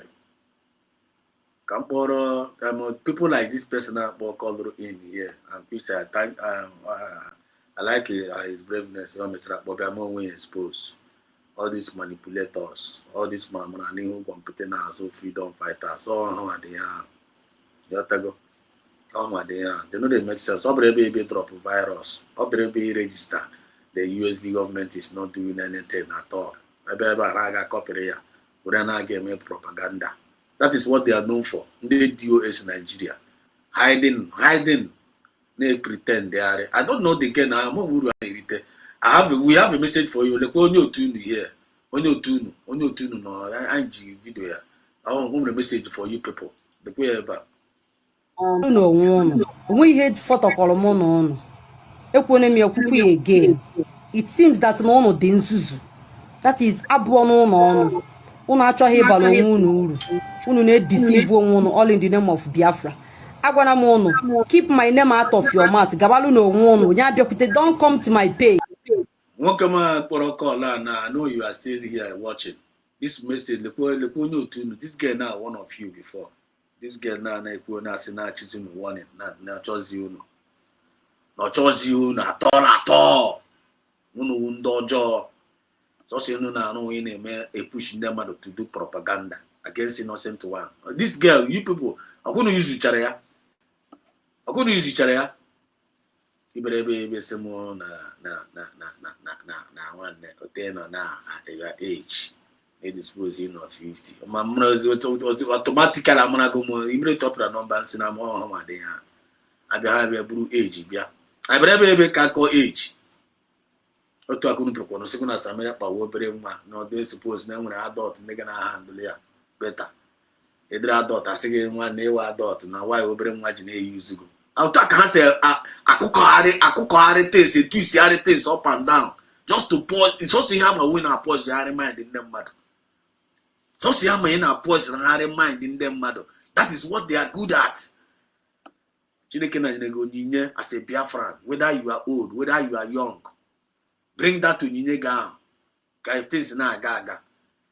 So soon get you Ninkun and confusion here and there. We not condemn one that we have enough. You don't even want to condemn Ogenkere. Ogenkere Meneburego, each Hikutokia, each Hikutokia, and Biaka, each of my head, Dr. Muzara. Without you contributing nothing. When you name in underground. Eh? Chino China Kucha. Yeah. This girl bro is boton. And this girl now because also part of the evil plan. You can't eat your cake and have it. When they continue, Chino. Yes. So my fellow Biafrans, it is a high time that once all these kind of people call, we must ask him from a country where he's calling from. Or Germany. If he can, yes, Germany. if he, Germany. okay. And when we not country, we tell him, please tell us how Germany get their independence and how they move on. If he cannot be able to tell us, we just kick him away because we don't have time for him. When the Chino, number. Based on when the number, first of all, I want to thank you. I want to commend you. I'm standing Kaibu, a new dimension Ibu, now by machine. Because the lecture is I got Chikota law, Chikota Chan law, de Briggia, and this year, Uruzi does this school, yeah, Uroshi, the principal, the old principal, and the teacher. I'm Obi is a boy, and I is a girl. Repeat after me. I'm going to get accusing Hannah. In accusing how government work, how declaration work, and how okay for this day had the lecture. Up and then claim na how na baby. Up and then claim na how government. They don't know. That is nothing. why they are fighting to close this YouTube again. Seriously. When you get wisdom, I will always pray for you. I'm gonna pray. So, Mazi Exodus, it's a high time on your buy joy, please. What can I country which are one him in a country and one can had to this year with the government to do to and go one way back to their way generally. Now claim since about 21 years in the inter-democracy. And when the real democracy is here, you cannot see the democracy by yourself. Why you go hello? Why you okay you know look why? Okakwala nka. Oh, ito yo mo wish ofe ko mo ishi. Arabagbuku aya there. So because when you were mad, you know, when you were no problem. Yeah, we get that. So, and also, it is a high time that if you don't know the history, do you know how Germany went inside internal conflict for confirmed 4 years? Germany, internal conflict, that the worst one ever, including this America, people are dying for today. Their internal conflict was the worst one. Getting their independence was one of the most difficult things ever happened in this long time we're into. But I did not blame this old man. I did not blame him. Because where we are now, man says is that in that language, that's not. That is the proverb that is existing right now. Now we have this government. I want to tell him one common thing that you need to know. Simon told Nigeria government enjoy the killing when he started newly. In the first year of Simon, he promised us that Nigeria government, their military, no beans a gather. Oga, why did the beans did not fall when Obatobia is here with us? So because of that, he's not doing anything. You want Dr. Ngo to come and be shouting woto woto. We are no longer in the era of woto woto. Now, we in the era of a government with international law, with Montevideo conventions, their treaties, and how everything will roll. So the people that are going to give recognition, we know that we are not child's play, that we are no longer in that time of Chukwemeko. After 3 years of a country existing, you fall back to Nigeria. We cannot accept that anymore. That is why everything must be in the eyes of the law. Let me tell you this: de facto government is a government, but it does not have power for international laws and international treaties, and even to get recognition from international recognition. It dare not do that. Confirm, Biafrans know that now. This is what it is. You see, this their organ. You see, Imam Madhab, you saw these people. I said, I want them to be alive, So far, it takes Ojukwu 11 months to get first recognition from Tanzania. 11 good months after the declaration of Biafra as a new nation, as an independence nation. It takes him 11 months. If it take us 2 years, we are going to be here to defend this government because it is our right. And it's only on this government we will get recognition. You are asking what you use the money to do. Come, in every 40 states in Biafra land, the government is training army and police. Those guys are eating. No, government. I want to educate him, let him know. Because this is how Masamanpa was here. They said in the first 2 years, GOS was asking, what are you doing with money they are contributing for fundraising? You are defrauding Biafran people in the name of UAMI, you are dead. After a D-Day has come, Masamanpa showed us the Biafran army, and all of them was against it. The first year is only 10 people. On the 10 millions of Biafran Liberation Army, then they now shut up their mouth and close. That is what Dr. Muzo is going to do to all of you. That is what this government is doing to you. We are no longer in propaganda. We are no longer in show us what we are doing. No, we will show you all we are doing once. A day will come when you will see the 40 states of Biafra presenting their armies, presenting their police double. That office in Washington, D.C., whether people are settled it as an embassy or you are settled it as just a store we rented, is money they use to register it and get license from. Because in America, they open no station without license. And you must be paying every month. This month that is going in. We are lobbying, not that you are not seeing it. Those that our international lobby now, we don't see them on air anymore because to avoid corruption from Nigerian government or to face that challenge that Obato will be a face with criminal called Gizzard and the Muagudabri, those two criminals who want to use us and shine. We are no longer in that era. We are era of now whatever we are doing should be under a government. We are not going to display it out until the due time to comes. So you who is asking for what they use the money to do, don't worry. Very soon, you will see the work of those contributions and that money. Now we are in the government. The only government who can get recognition in this world, they said you must be totally declared your independence and put a government structure that is a living government before you can get recognition. That is where we are. Thank you so much. We move. Thank you so much. Thank you so much, Real Biafran TV. Thank you so much. Our own Master Chino. Always on point. Shika, my brother. Inspiration Gamaka. I'm in continuation before I call in my sister Ijoma. What I want to chip in to what you just said. Here, Biafran government in America now, after that declaration, what the Biafran government are actually doing now, they are knocking doors. I want you people to get it at the back of your mind. All these mediocres, not trying to hear Biafran government in America, but you don't want to participate. Useless set of people. You have made yourself useless in this movement. Don't want to be useful. People who refuse really useful. So also you make it up in a made useless. So that's why all of you are ending up in the trash. From underground, you're not buying a trash. And if you think say they wise, but equal age. Go on age man, age give me put idiot. Only try no ketano, for try no time na. We don't know we are fools. Just lie on the Kasim Kayamani.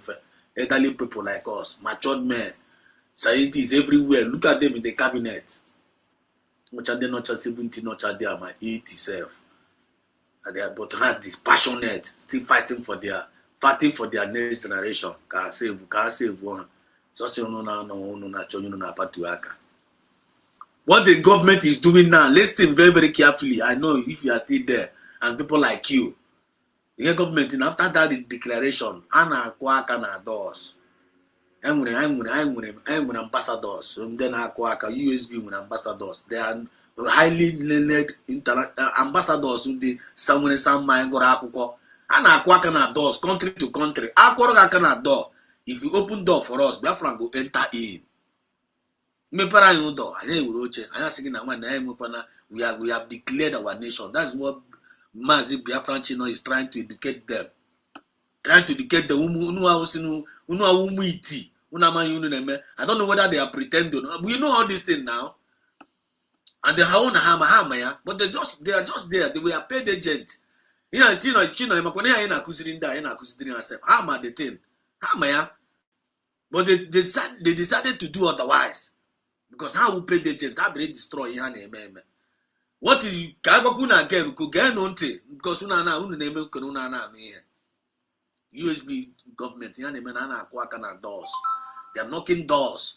Canada everywhere, all over international. Aqua dog, you open door. If you refuse to open door for them, they're not going to force you. When you open door for USB Abata, I say that now when we have our new nation now, Biafra, USB. I don't know what the name. I say, okay, Biafra, new nation now, K.U. Kota, K.U. name, K.U. Manu, K.U. Troka, Mekono. And we're about that bilateral meeting. I'm with this, I'm with USB, I'm with so this, I'm with natural gas, I'm with car, then what is your interest in you? The contract you say anyone the USB. Okay, since you never go the declaration. Can here we interest USB in our country? Can you not Cameroon? Biafra say one year Trokita could recognize can you now? And then I'm with terrorists in the and the way I talk at you terrorists, like we down in my I now a new opportunity. Cora, if they buy our message, you can call it format. If they buy our format, one they give for her, help me put her in door. And yet, I say, okay, I'm an idea. Okay, no one know you know. I'm for interest in all you know. I'm for interest in what you know. A girl couldn't get a sign here. Then I go business. Go business. But before then, Kitana, if I knock that door and they created that awareness. It's been expected of you and I. I agree now that USB government now. Can you not support that? You wouldn't give support that government. Can you able to take sponsors that time in the Kokia, okay, Krena, that time in the Kokia, okay, Krena, now block Buna Chishin on a roadblock. Okay, Krena sees a fire. Get a name with new army and recruiters. And I just able to put a one issue. Carries quite the ego. Can enough money. And you can remember when PM was around, there was so much more money donated. Mine not together. Now everybody is divided. And with the group only now. Don't you get it? Unuga for all those things are happier. Abchama motion group creature to divide us. Una na be a topak de quadro tongo zero base. Don't way home and uno. It was a opportunity, one by one, because you people are evil. But you know, Biafrans are not fool.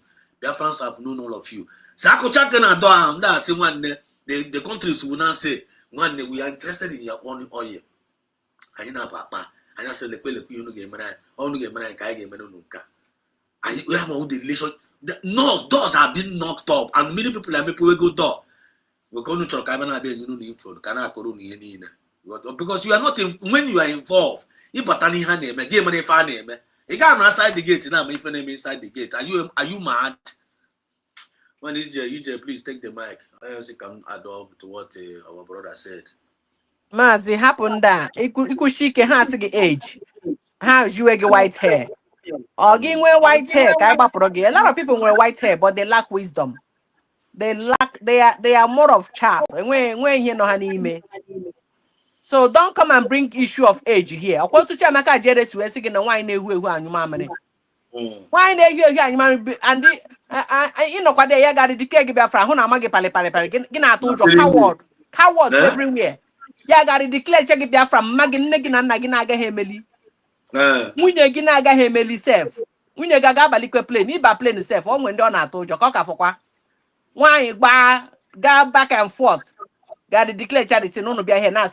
Onya last na ona who progress na this United States of Biafran government time since that you me onya last na who progress onya who agents of darkness onya ka for progress no why I declare when I want declaration right onya last no progress na USBR one give for child give you say no for progress you can never see progress in your life you can never see progress in your life una mo ebe no una mo be na ebe no before. And how we get here? How many steps I make? Here we can achieve. Or unu na constitute news and na here. Gunu put us news and soon na constitute. The name is here. We've gone far. We have gone far. We have gone far. We've achieved a lot. We've gone far. So no boara na second she will finish in Germany. Unyara madman. Ya na-ekwu progress. Onye na-eso ga progress na big work. Ọ na-eme expect progress. Ịnụkwa akụkọ. Onye na-eso ga progress n'ihe a na-eme. Onwe any contribution ị na-eme. Onwe any propagation ị na-eme. Onwe any message na share. You just know na underground. Na-enyo onye ọbụla ka oke. You turn yourself to okay. Ị na-ebe a go awo oke na chọ progress. Go awo oke na atakashi akpa. Bịara m na-ekwu okwu progress. Nwanne gị nwoke nke a na-akpọ vam na ọ na-tretre ya ritual the struggle na-ekwu okwu believer. A na-akọ ya ọbụrụ akọ. After na ego $1,000 here and there. Did the receipt yo? But as na gwaza I believe oh. Una did stupid. This man na okay where ya were there the way of the nye ya mark sabo n'ihu. Mazi just go in e biko. They want to convert the supporters of us. Ajere, this woman have a message for you. Listen. Don't even come to my page. Don't come to my page to come and spill out rubbish. Because when any positive things info aside on. I mean, we're going the reason why I should continue with you guys. Blackmail and say the sister you one of them. You are not going to escape it, but to go and discover, give you the light. You know about yourself. You must think it's your potabia confess. I apologize to any people against PM Samoneba. The thing they will go in and then they keep on monitoring you. You must do the job. You know about yourself. Ajare, yeah, I make it now. This thing I never know before. Ajere, supposed to know better now. Ajere, this is a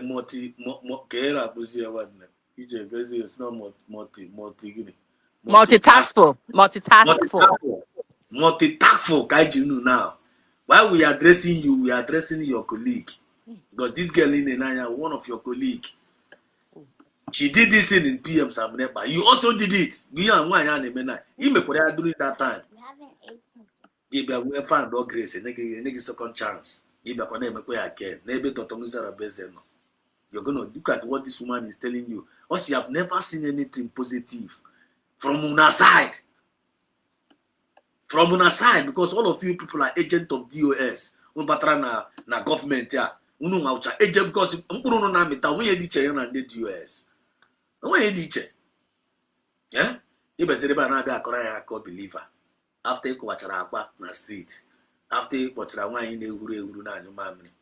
Yeah, he got all those things. After he called a sister of yours, a Fulani woman, no rubber Fulani, he insulted her, called her crazy, no na pongporogo. You use your mouth, say all manners of evil against your sister. At the end of the day, the person in now support to work in Keregina women plan. Now you are not criticizing that the same man at the same time. Ne kuku believer. In a convert in the love romance in the Carlo. Go and watch Jaire to convert them to be a believer. They already been a believer. Or go and manage a believer. Each already been a glory in heaven. Oh my God! This woman have caused one year potassium buzu no, and I say he said to only no Bruno. Listen. Unu jide innocent people na blackmail all in the name of Biafra. Chineke bukwa unu onu. Chukwu kpokwa unu niile oku there from A to Z of you guys. Chineke bukwa unu onu. Etekpa gbori kwu niile. Tell me number one reason why I should continue with fools de ko onu, bastards de ko onu. Umu vagabonds. Ina mirale na my page. Nnegu should go back to what she is known for. Makano nnegu mepelu page ya. Your father bonye create this platform for me. Chukwu bukwa unu niile onu there. Fools, ndoshi, bastards everywhere. Achalugo should come inside you people. God forbid batten. Chuku poku no oko. Haponu page maka gawalu no nwunu. Haponu maka. Onwe ihe gbasalo onu. Abro me blackmailer and I can never be. Gano na we make una leave me alone. Ono kanko. You push you go and create page. Bido yibala dia. This girl spent 3 good years plus talking about one man, complete 3 years. Somebody was these people is now calling vagabond, calling fools, calling bad evil. They used her When you Biafra now, forgotten this girl. Stop this thing. The chapa. You say I can never give up. I can never leave you, Ekperima. I can never leave you, Ekperima. Now we finish here. Ekperima this, Ekperima that. You are the one killing our people. And then you go grow wig. Then you go perfume. Then you go lipstick. Then you go jaco bolo. Just like the Bam is doing. Robo Fulani. I put $1,000. Ganana. Racha. Nobody knew all these things coming. And then you get to gain it. The money is no more coming. What they were paying you for. That was the same thing that happened to this girl. You couldn't invest in this girl. No, get bring this Amanepa down. We turn here because this woman have mouth. Chineke na nyere nwaanyị ọnụ ya ka o were fight ya ka o wee wụọ a warrior. Maybe in times of wine, ya ije na-emekwa na from side nke. The wine, this girl enyere ya ọnụ a ka o were fight against the enemies of Biafra. Is that they now manipulated her. She buaria brain ya. Urezi ọnụ ya give to Chukwu na nyere ya. Ya were na use against his her own. Ya me the thing enwe nshi. They are pump ego, pump elu, pump ala. All the propagandas, all the whole blackmail against her. It did not sell. Then now, ego abịa bazi to IPO but those agazi before. This woman now you say we tell you ego. I wanna consider akụkọ na say keep on doing the job now. We are coming. Okay, nwaanyị mmadụ afụzi ego. O je take because all ha na kwuru ụgwọ ụlọ. All ha na-emere everything. Has ya one we are going to do everything for you. Just come and work. Come make sure you bring this guy down. Yeah, sign no contract. Now the contract she was not able to deliver. They are now going after her. You want to ask this problem was exposed in the name of damage control. Now but all of them now the same thing that is happening in the US right now. All of them they were being used to fight against me. US na hana lusazi omuogo. Metusela na lusazi nde side nke Ikengiru ago. They are now finishing themselves. If you're gonna side nke USB government now, check what CRUC is fighting against Greek. All these people, we are all paid agents to come and stop what we are doing. Now this woman now have a cause.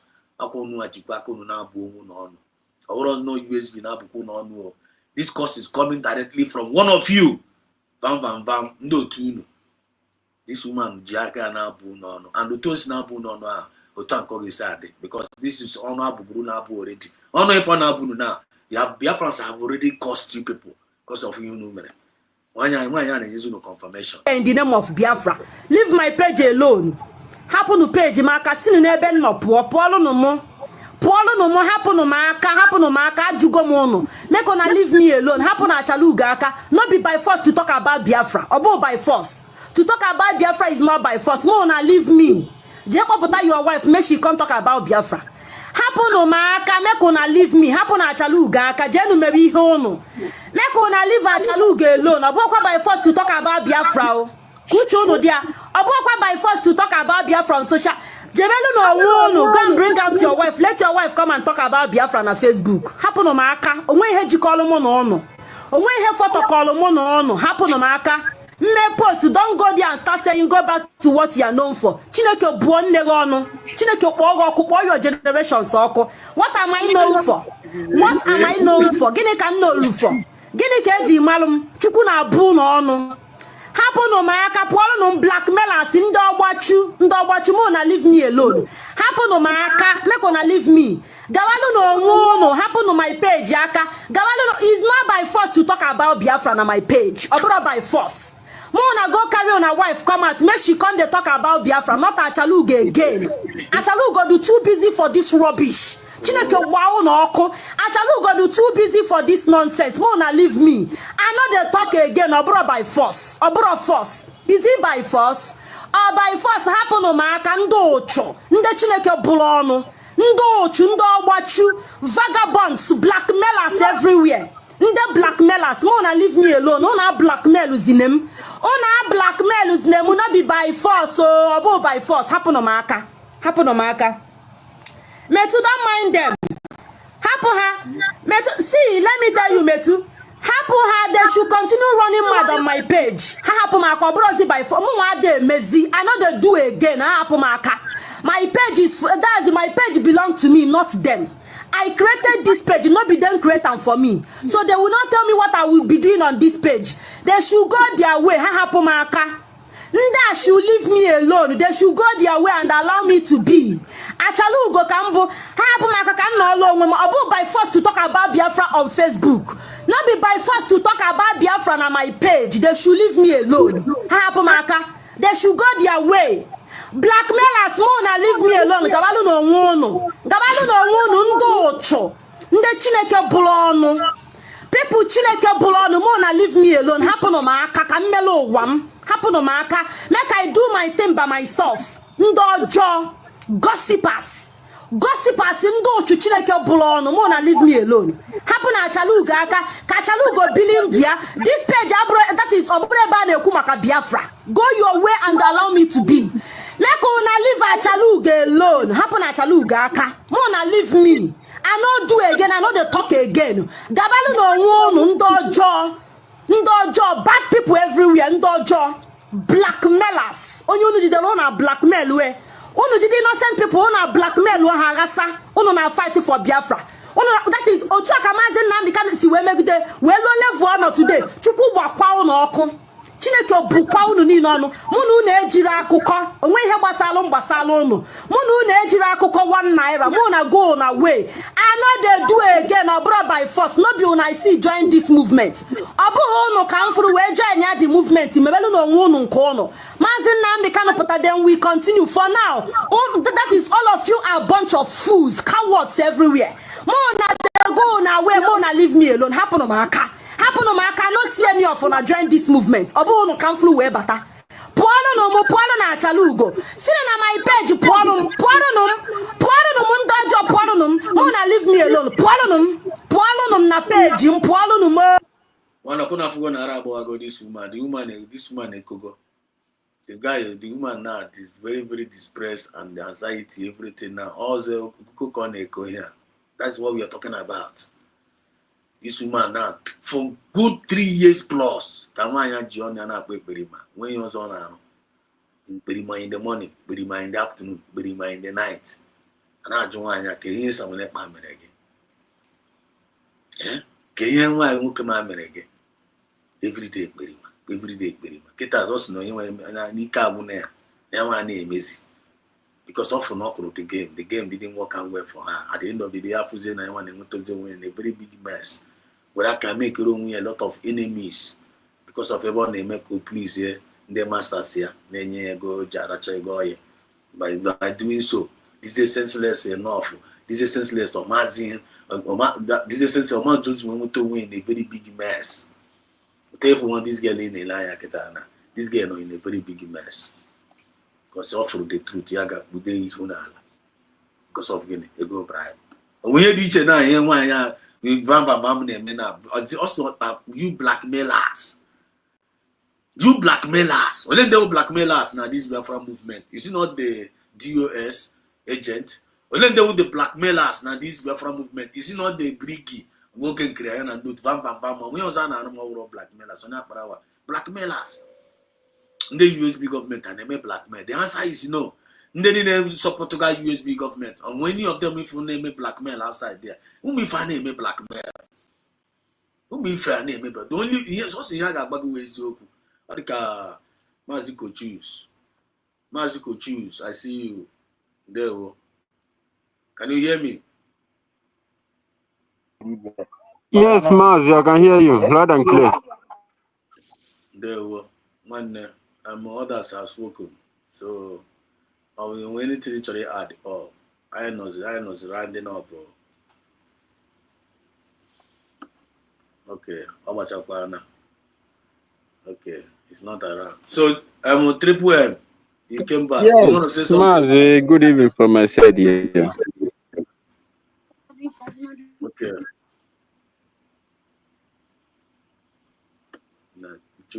Okay, let me continue then. Maz, I should continue about. Yeah, continue. Please be stable. No, I'm Apple. And I'm up all the background. I'm not short. Yes, I'm my mic. First of all, Biafrans. Good evening, from my side, Mazi Exodus. Good evening, and good evening, Maz and Triple M. DJ, good evening from my side here. First of all, I'm Jude Batabu this one none of this platform. That job on don't English will put yourself. You can imagine and keep passing the kuku half week of because once all these people that fight is your way. That is when you do man. Na hanu wenke ha magu. Hanu wenke ha mani name. There is nothing like truth. Nimi your name. Yes. Another thing do ibe ya. Otwange she from that place fota. They didn't hammer Otwange she put on that place. Biagwa. That person Hana Kogonu before. Because Hana she ona kolo ngogiri. Gemecha kulo ogiri we lacha. Onu one call Mazi Simon Ekpa. But one you put up public. Biashina this man. Hana call now himself. Now this man is starting on the truth. Likewise, our DPM today. Now vam no na ebono today. They kuya ni nuwe. Omalo toge shwe put up publicly. Biafu. Now this woman on a corner since. Now that woman is standing on the truth. Likewise, at that all for her to come out openly. Now this all over fly no wapo. Now this no nye fly to alime. Hani nene ku tembe. But one get you publicly. Biashi, I'm sorry. Or you need disturb one in. But to tell you, now honey in I go the candidate of race.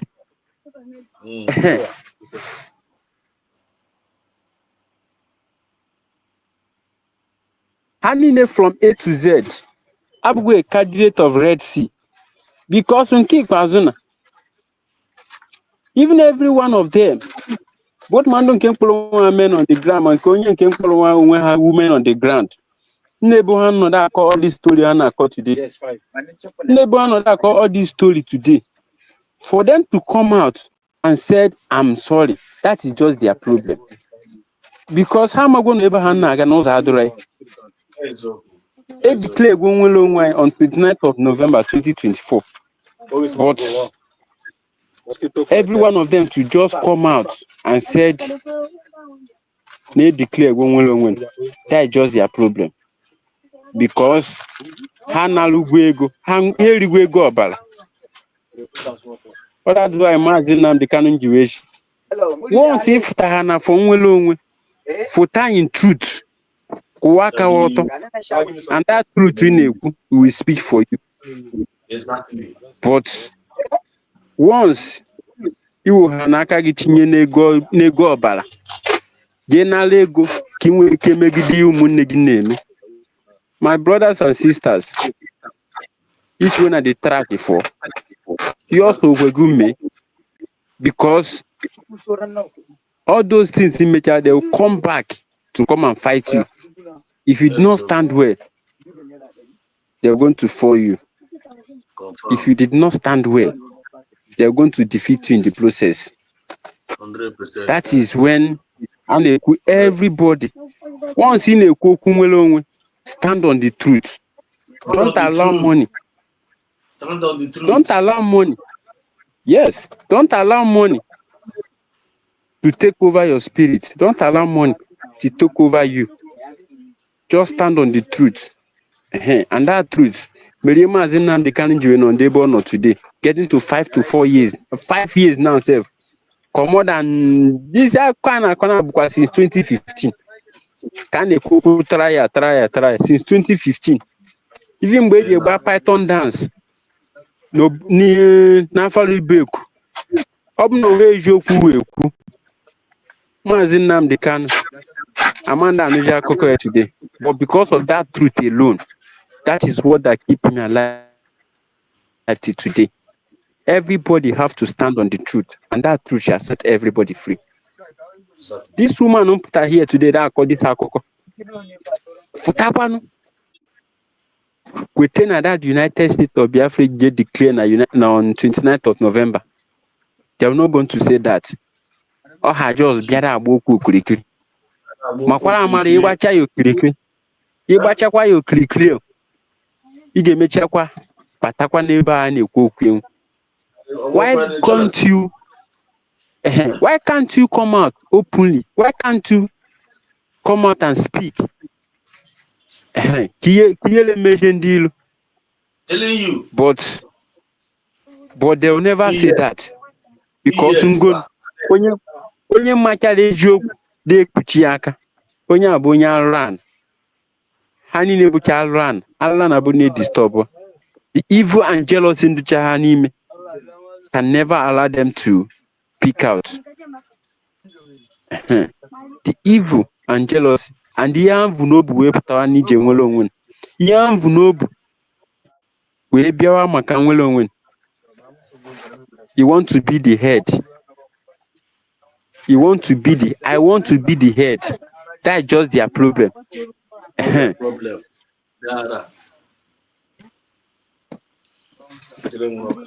Because the issue of being that head, that is what is disturbing every one of them today. Maz, let me just stop my mic from here now first. Thank you so much. That was a wonderful one indeed. Straight up indeed. Facts and figures. Real. Original. That's who we are. Thank you so much, Maziko Choose. That was a wonderful contribution. And we are running off the program. I want to close out the program. I am not forgotten to dispose on by yourself. Triple M, do you have any final submission? Yeah, my brother. I came back. I've just arrived. Nam, as a cocola jabokwa. If this get on about blackmailers, yeah, blackmailers, one day. Emma, nke nwaanyị isi ọcha. Emma, eme anya mmiri gụọ kọmputa ya na ka ugbu anya ga-akpọ ya ọ ga-ahụ onye ogede ebe akwa mgbe oge ruru. So my fellow Biafra, we have to speak up. What is like you anya ga-akpọ ya before they ebe their family. Anya ga-akpọ na ka ikpeazụ ọ gaghị ahụ onye ogede ebe akwa. I have the declaration I finally go here. You know the spirit. People are what is coming. They don't know. The reason why, I later rethink. That man, Brown, now you guys say your age. For that man not to see anything, my brother. When once you are not in support of what USB is doing, you are a saboteur fighting against it. One day, spiritually, physically, I'm telling you, there is nothing. I'm telling you, out.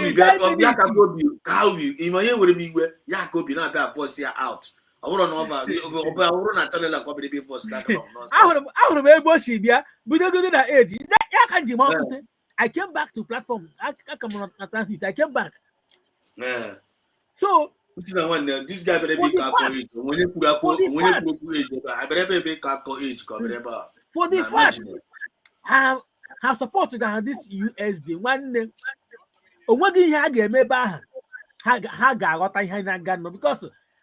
here. I got week watch around and I hope I'm not quick.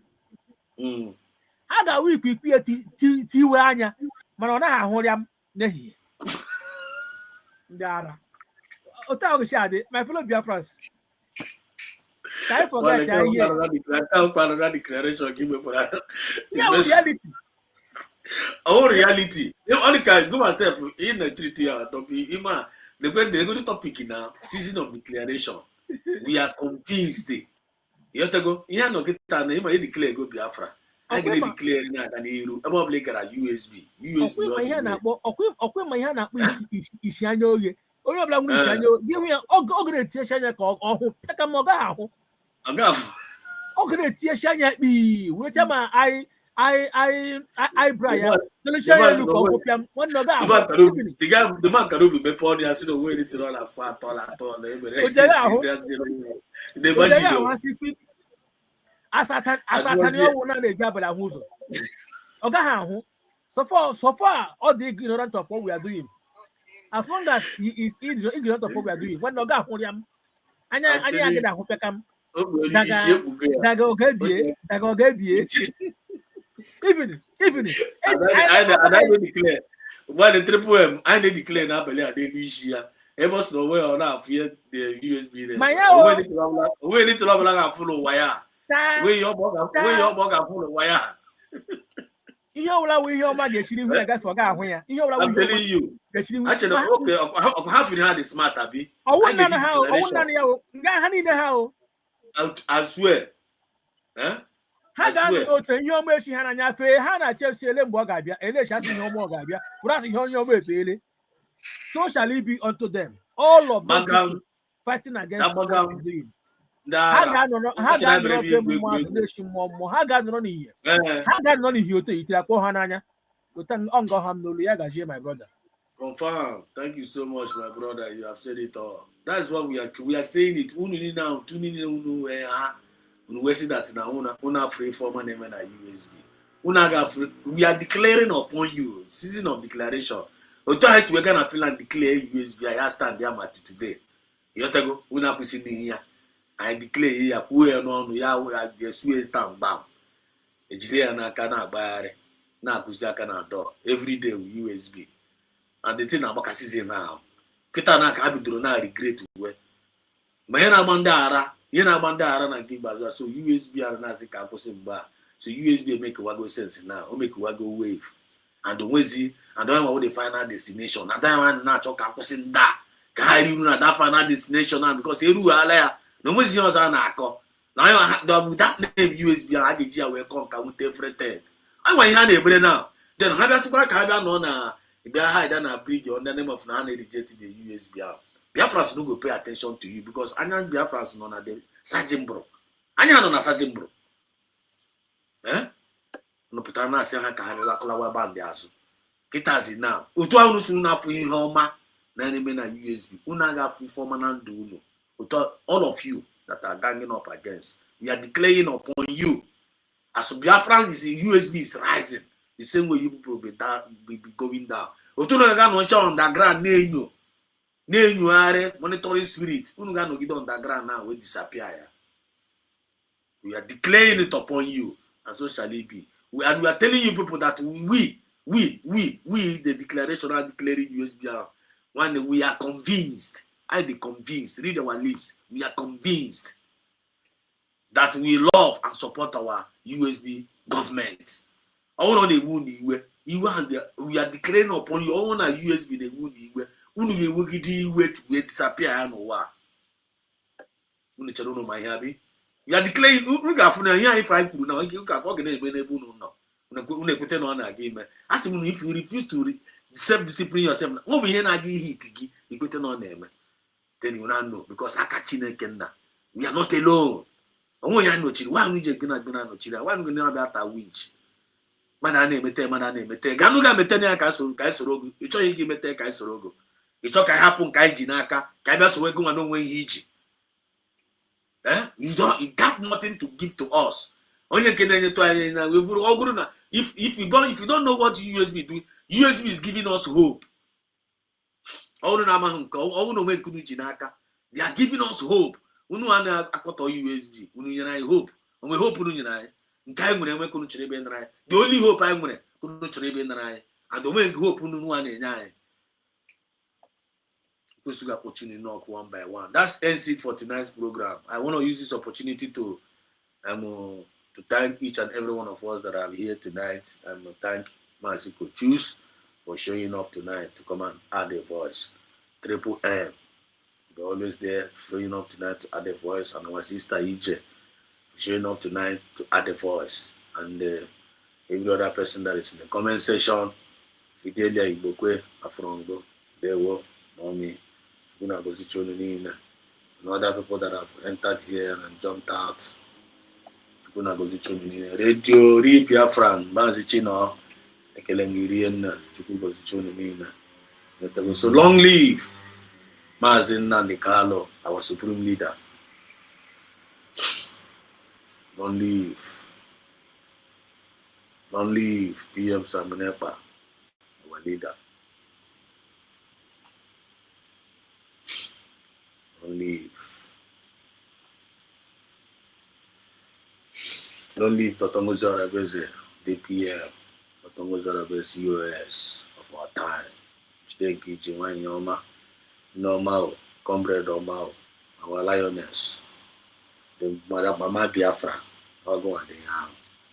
Let go, you didn't teach. Onye ọbụla na-achụgo ga-ada, and onye ọbụla ịchụrụ ga-ada. Same thing with Master. The same thing with all of us. Let go, same thing with all of us. So, they're gonna continue now buying when I go to don't leave. Every genuine Biafran army out there, USB army, Navy forces, police. We're going to house the guy named Bruno. As Nana Cho, Ichushin, then on a roadblock, and they are not doing anything. So Hagaga Potogan create and they men. There's Nana as a 7 January, since he go to fire. It has none who's able to buy and Biaba and local gone and Biafran and neighbor, Pro, their name make broadcast neighbor. Many people are Bassian also in a village. People are Bassian also in a village, Bassi also in a village. On the Ogan Grace, he sees fire.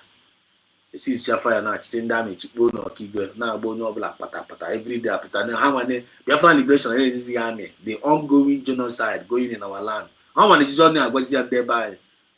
The unhappy and no governance going to report to ongoing genocide happening in our land, and they want to alert America. Even for a government, only an about the USB government took again, he rejected it, he denounced it. Don't believe it, but in a bar, they claim a brewebe, no name, no Mero, the village Gabasasian also, and some of them are national amnesty. It was you and damage to their village. How an I guide is the pipeline. Some of them now guide is the pipeline. Chineke na mere anyị ebere o. Chineke na gbe ihe na-emezi na started talk about na chibatazi na bai. The bai na chiton nti ị na-arachazi ike nnekwu pet in the name of na nwanne. And they are trying to na-arụbazi most of Biafrans now to in na was amnesty. Onye ọbụla na resign from the movement. But we're not going to allow that to happen. It's better we die we will die in what we believe in than to die like a coward. Masina and Carlos now when Nindo fan was in all we cannot get our freedom. Doesn't make sense. You understand? No one find but no one I want to figure the light. I know Katino Katakota Koarewa Kozo Mike Jara from the original. We can never be our portion. I declare it because this is our season of declare. Higher we go. Higher we go. We must reach our destination. Never I can know. Anyone who the Caleb and the Joshua's. We are well able. And we can make it. From me, from here, it is good morning. I love you all. See you some other time. They will.